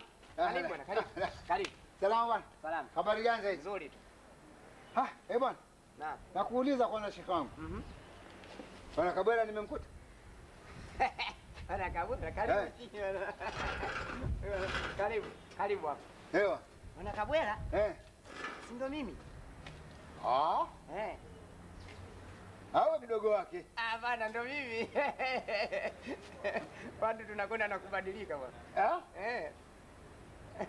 Karibu chini. Umebadilika kweli? Sana. Nimebadilika hivyo. Ndio wewe? Ndio mimi. Haya, habari za miaka? Nzuri, habari za siku nyingi. Nzuri tu. Salama bwana. Salama kabisa. Miezi 6 hii. Kweli miezi midogo. Mingi. Mingi. Si midogo. Mpaka uome kwa hali hiyo. Miezi mingi. Mimi naona kama miaka. Na kweli. Bwana miezi 6 mwaka huo. Si midogo. Kuishi mtu mpaka miezi hiyo 6 yote. Nataka kazi bwana. Naam. Naam. Na hali uliokuwa nayo sio wewe una hali nyingine haswa. Sio mimi tu niliobadilika hivi. Naam. Sio mimi tu. Na nini tena kingine? Karibu mama. Asante. Za huko nyumbani? Salama tu mama, salama. Karibu setu. Asante mama, asante. Sio mimi niliobadilika hivi. Nini tena? Sasa tumepata ile hadi. Wallahi. Kumbe najua. Kumbe unanielewa. Ndio nileta. Bwana ukunielewa kweli?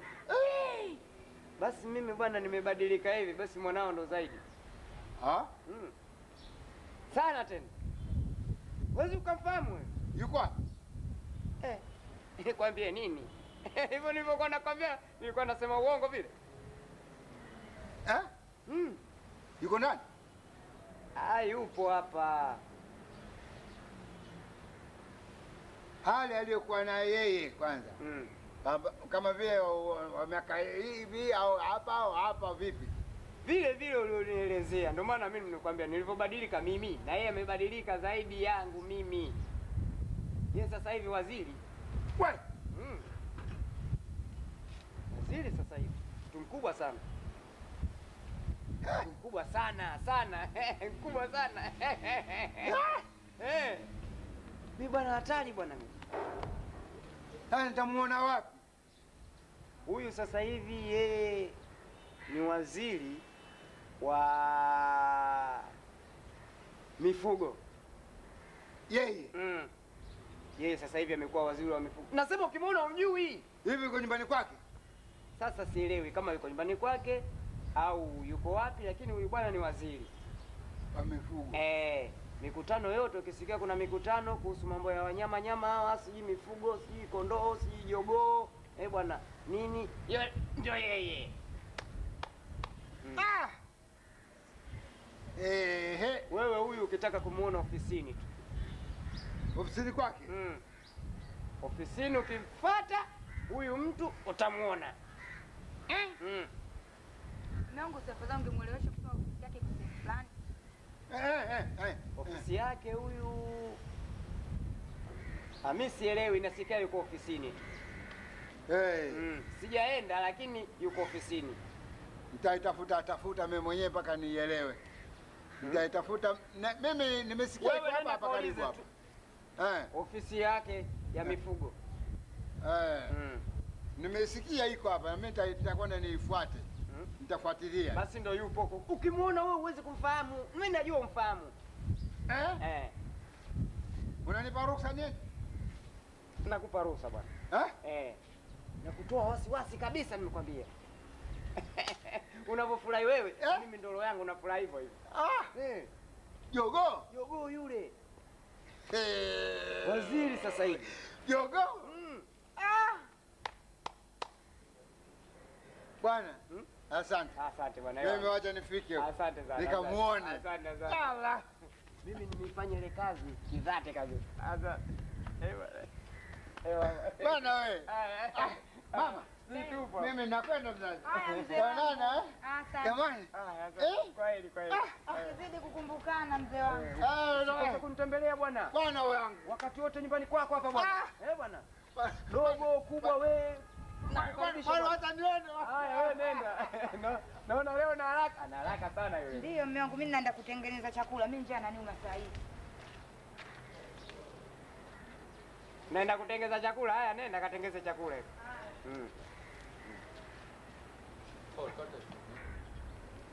Janta. Ni Janta. Njoo kwanza bwana wewe. Mbona una haraka hivyo? Sikwambia naenda kutengeneza chakula. Chakula?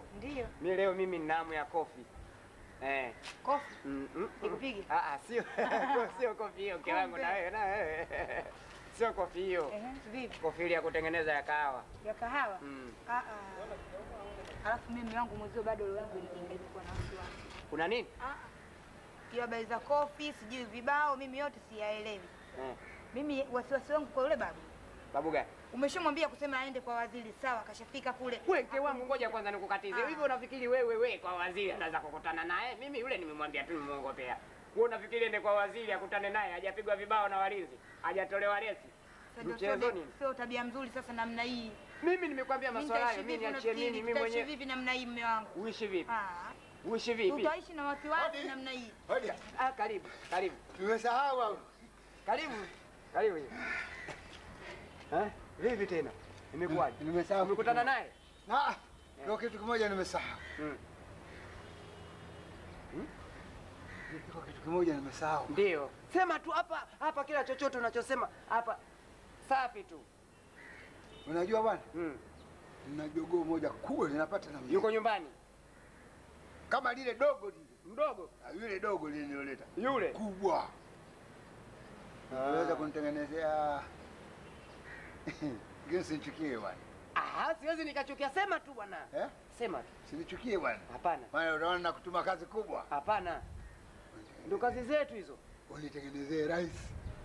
Unanitaka mwanao huyo nimtengezee awe rais? Hiyo kazi ndogo tu. Kazi ndogo. Inshallah. Kazi ndogo sana hiyo. Naleta. Kubwa kabisa lile. Haya inshallah. Meli kipita hilo.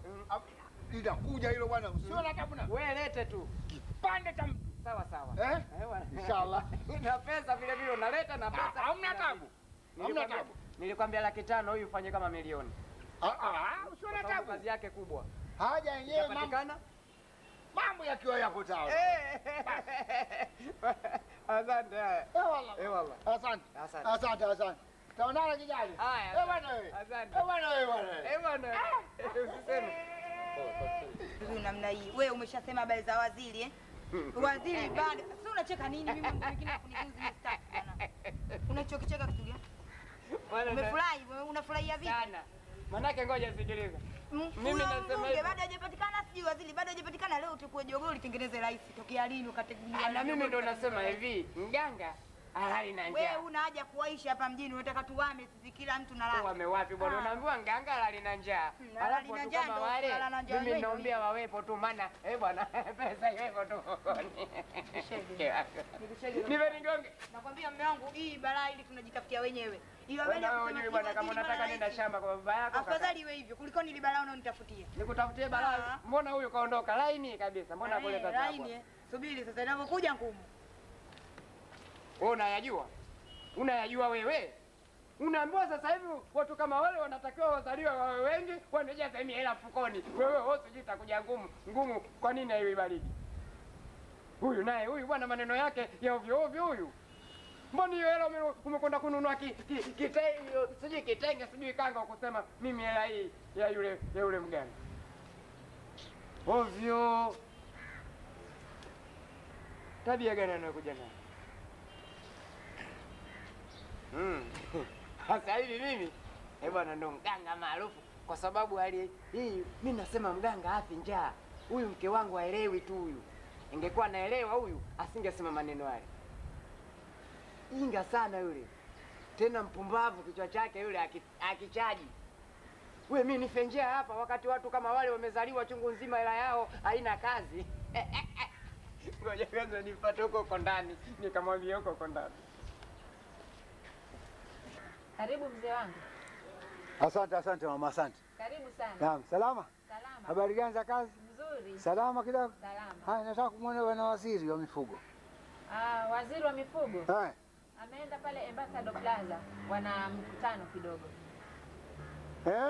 Wana mkutano kidogo pale. Aha. Kwa habari hizi za mifugo.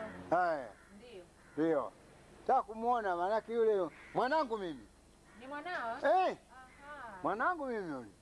Jogoo amekuwa binadamu. Unasemaje? Jogoo amekuwa binadamu. Jogoo amekuwa binadamu?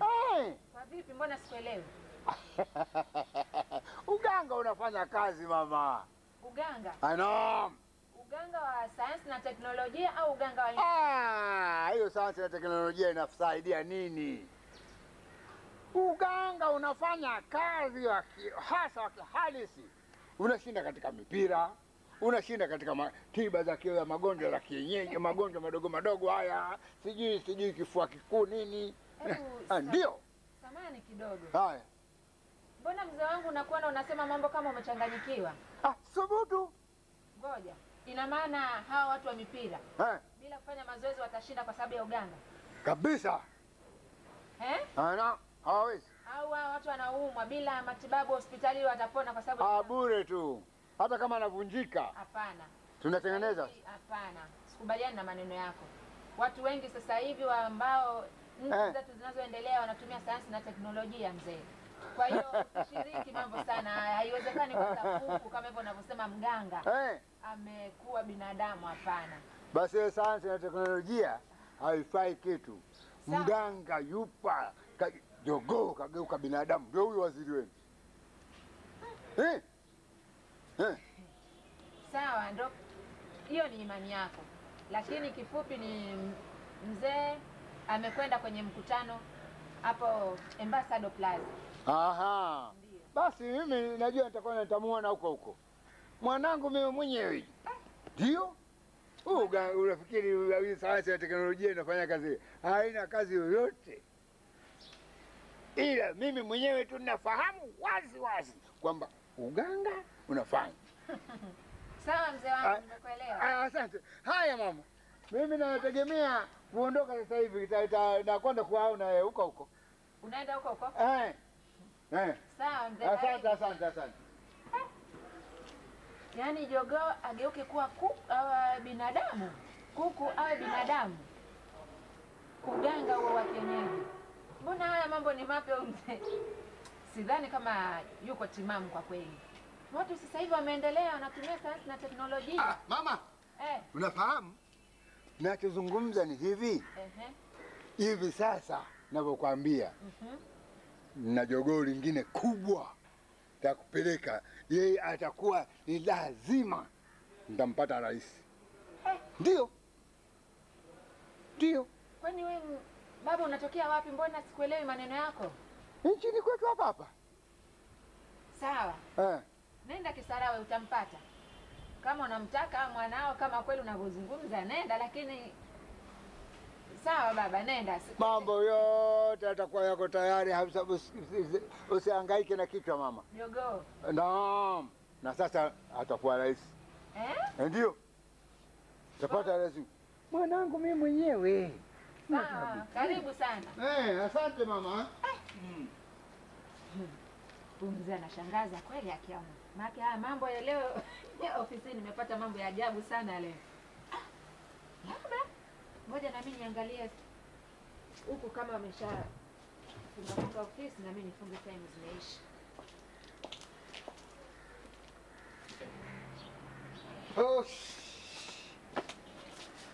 Mtoto. Mtoto.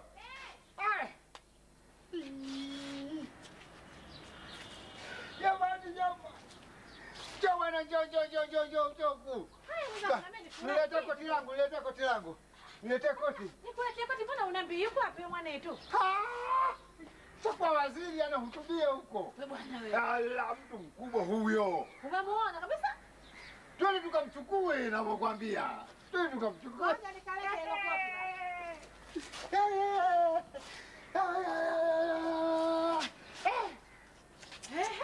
Anahutubia. Wacha. Ngoja basi babu nikuvalishe. Maana una hale kabisa mume wangu. Ingiza hapa mkono. Leo hivi basi babu nikuone vizuri wewe. Mwenzangu. Mambo yako huko. Sio na wasiwasi. Tunapata jogoo. Na kweli, na yule ulimtafuta jogoo? Na jogoo hasa hali. Tupate jogoo Jamani jamaa. Hapo sasa sawa. Tufanye tupate kwenda hivyo, amekaa huko, watu wamekaa tulia, wanamngojea yeye tu. Anaposema yeye wanamsikiliza. Wale jogoo kubwa lile lazima. Na mimi nilikuwa nimeshavaa, ngoja tu niache hii kanga yangu hapa. Twende.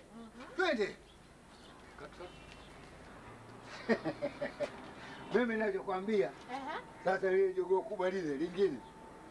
Na lile nampeleka, lazima tupate rais. Ndio. Yule ameniambia 500,000. Sasa na yeye ameniambia 1,000,000. Hamna tabu. Ala. Baba, twende bado tunachelewa bwana, wakati unakwenda. Wakati unakwesha.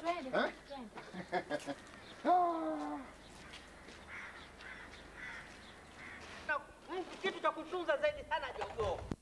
Hiyo nimeongea ni baadhi tu ya matumizi jinsi ya kuwafuga wanyama. Maana kuna ufugaji wa aina nyingi.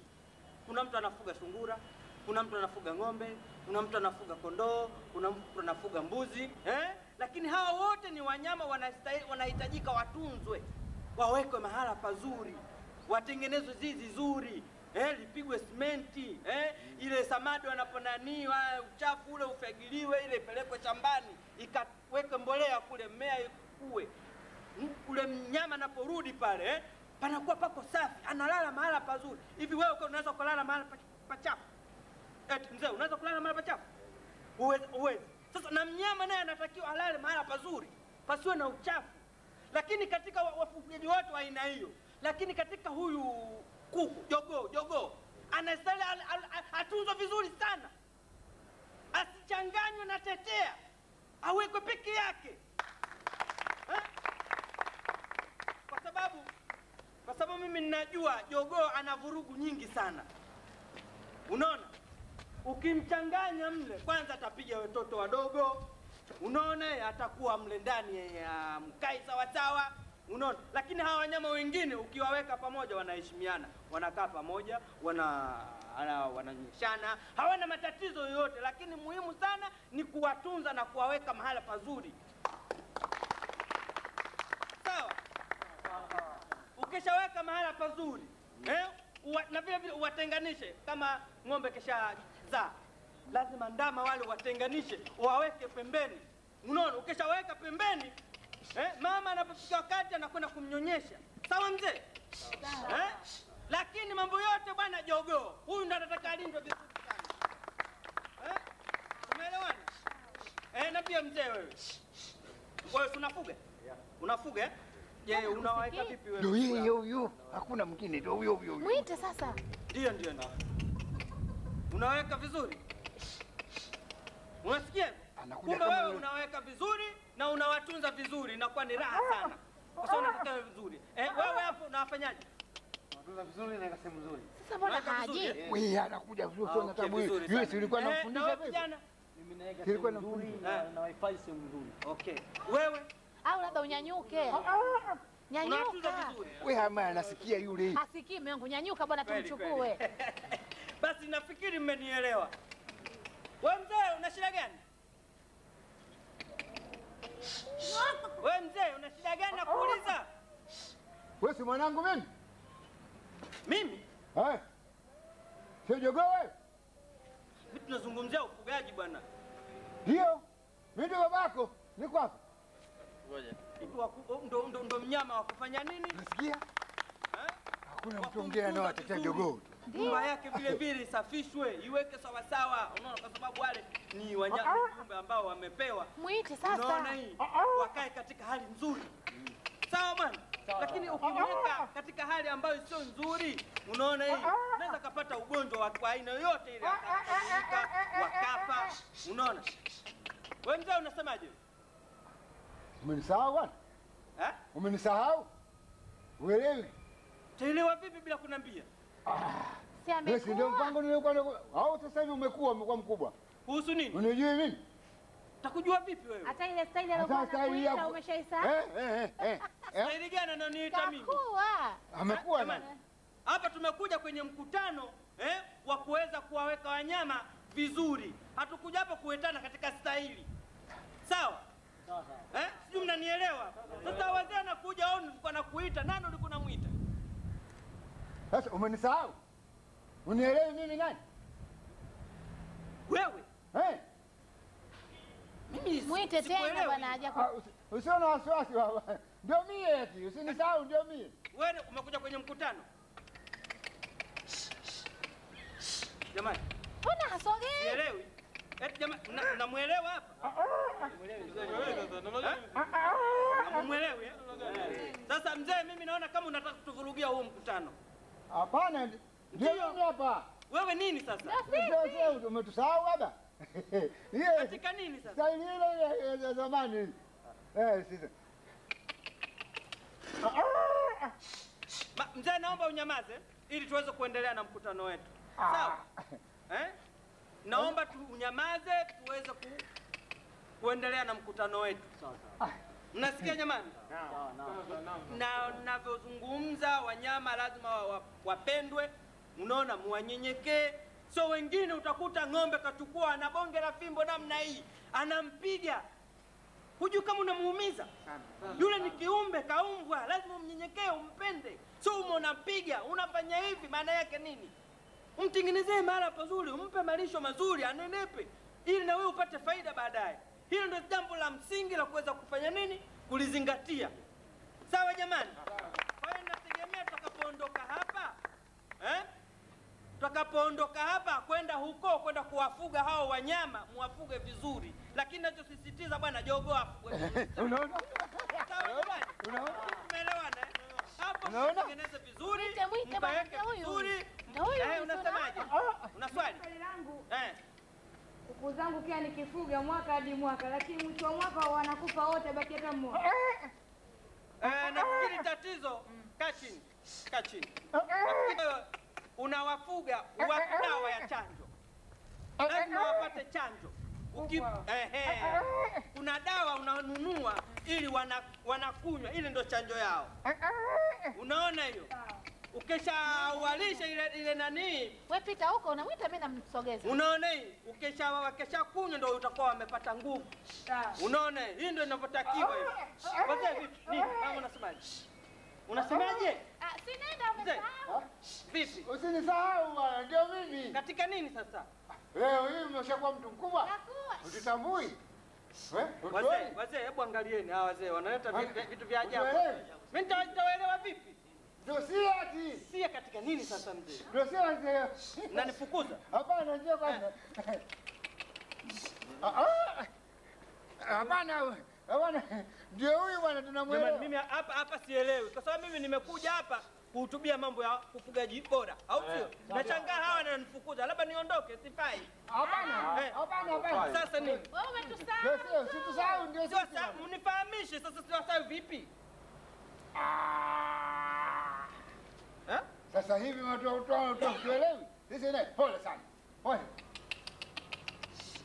Wazee, sijui namna gani nyinyi? Mna tatizo? Mchukue na huyo. Peleke wapi sasa mnichukue? Mimi natubia hapa manufaa ya wanyama bwana. Msinichukue kunipeleka wapi? Okay. Bana, ondoka unatuvurugia mkutano. Ondoka. Ondoka nasema ondoka. Sasa umekuaje? Nyinyi hapa mnavuruga mkutano. Mimi siwezi nikawaelewa mnachokifanya. Kumbusha na kusahau. nini? Katika nini sasa? Sio ndio wazazi wako? Wazazi wangu nyinyi? Mimi sina wazazi kama nyinyi. Ondoka. Mimi sio wazazi wangu. Chukua meangu.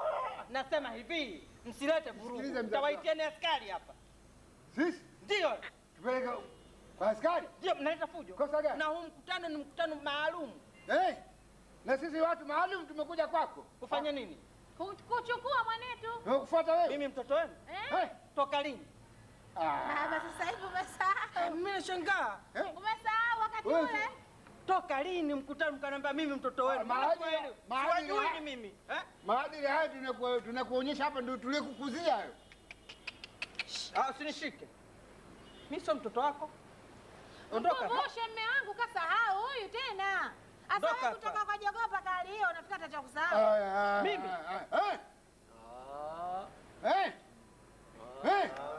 Mimi jogoo mimi. Wewe mzee unaongea kidogo, akili zako zimepungua nini? Kuharibika akili yangu, nimekupeleka kwa fundi maalum na mpaka ukawa wewe. Nini anafanya vizuri? Mimi? Wewe. Nani huyu? Huyu nani? Fundi gani mliokwenda? Huyu ndo mwanetu. Yupo. Huyu ndo mwanetu Mtoto wetu yule jogoo. Awe kuku ndio ageuke binadamu. Yaani mimi jogoo mimi? Sasa nasema hivi, twende huko kwa huyo fundi wenu. Ndio. Akanihakikisha kama mimi kweli ndo alonifanya mimi niwe jogoo, niwe mtu anigeuze kutoka kuku jogoo kuja binadamu mimi. Wewe mwanetu bwana wewe bwana. Mimi bwana sikubaliani na nyinyi, mimi sio wazazi wangu bwana. Sio ndio? Bwana sinishike bwana. Nasema hivi, tunaondoka hapa tunakwenda huko. Twendeni, twende. Jamani, kwa hiyo unaendani kama hivyo nilivyoeleza. Twende. Sawa. Vipi wewe? Nasema hivi, yule wale labda sijui anataka. Mtu mwenye fedha anasema mwana wao. Wala vipi bwana? Ndio hivyo tena. Kuna shida gani wale? Mbona watu waelewi? Tuvurugia mkutano wetu. Mke wangu. Mimi nasema hivi, kazi ya uganga mzuri, kwa sababu leo nimekutana na kijana mmoja ananiambia, sijui mzee, nakusikia uganga wako mkali sana, watu unafanyia mambo unafanikiwa. Basi hivi kesho kuna mpango hapa itakuja laki hapa. Hapa kuna mpango inakuja laki. Uganga kama unao labda sijui kwa hela za watu. Nyumba hii hapo. Kama hicho kuna uganga. Hodi. Karibu. Hodi. Karibu. Ewana. Karibu. Salamu alaykum. Habari gani zaidi? Karibuni. Nzima sana. Nikachukua mkeka au? Ya nini mkeka? Hatuna haja ya mkeka. Hamna haja ya mkeka. Bwana mimi. Naam bwana. Fundi wenyewe ndiye huyu.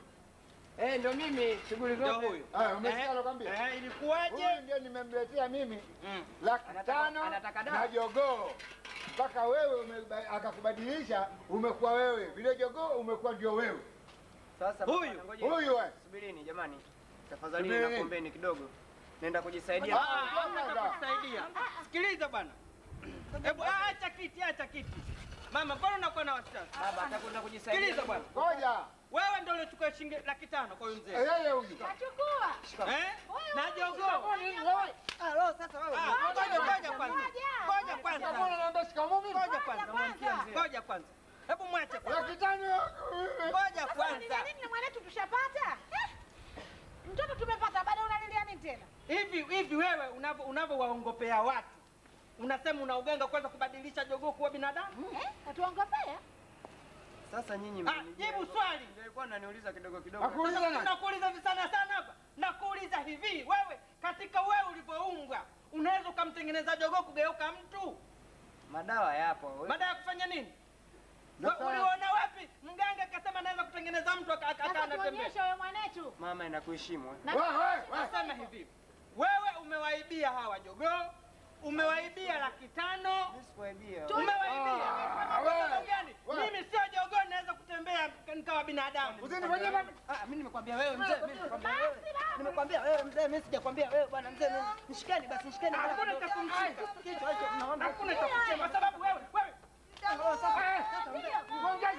hakuna cha kusikiliza. Hakuna cha kusikiliza. Nasema hivi. Kwa nini unawaongopea watu? Nimeongopea basi sasa mzee. Unaleta wizi. Nimekwambia wewe baba. Kwa nini hawa wananifanya mimi kuniita jogoo? Wamekuta wao sio mimi. Kwa nini mmemwita jogoo? Nyinyi ndio mnaharibu nchi hizi. Umeonekana watu wanapata uganga. Nimekwambia nini? Hela yangu unaisahau? Niacheni basi kwanza.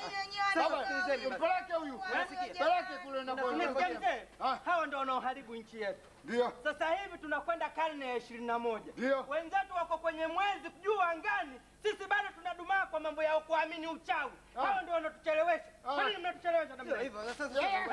Basi ngojeni. Sasa huyu mwacheni mimi nitaenda naye kituoni. Sasa hivyo mzee, kwani wewe nasema hivi mzee, utakwenda.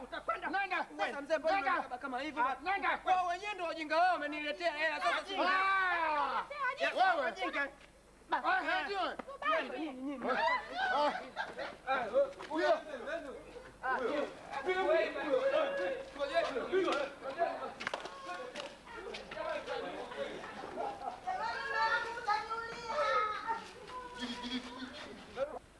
Ile pesa ambayo umetoa kwanza, yule kuku umemnunua pesa 500,000 umekwenda kumpelekea mganga.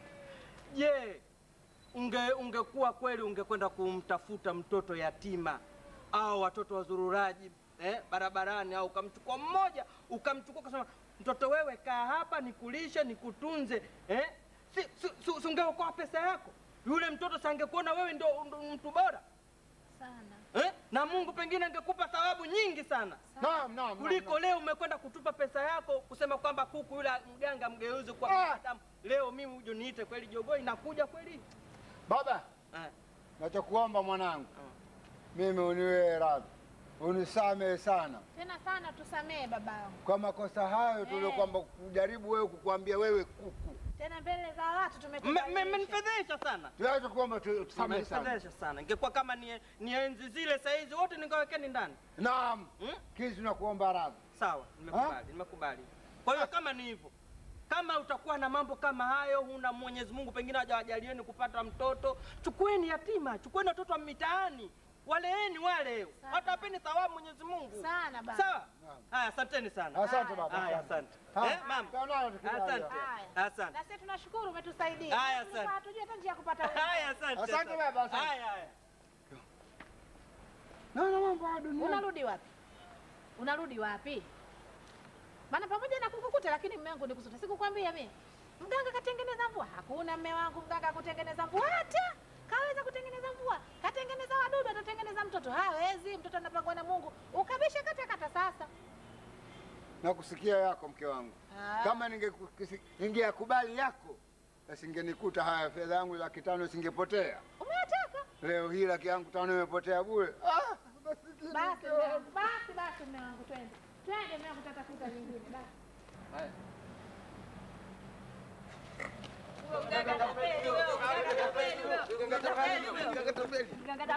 Mungu wangu nimekosa tena jamani. Nisameheni. Mganga tapeli huyu. Nisameheni jamaa, Mungu wangu nimekosa nini mimi?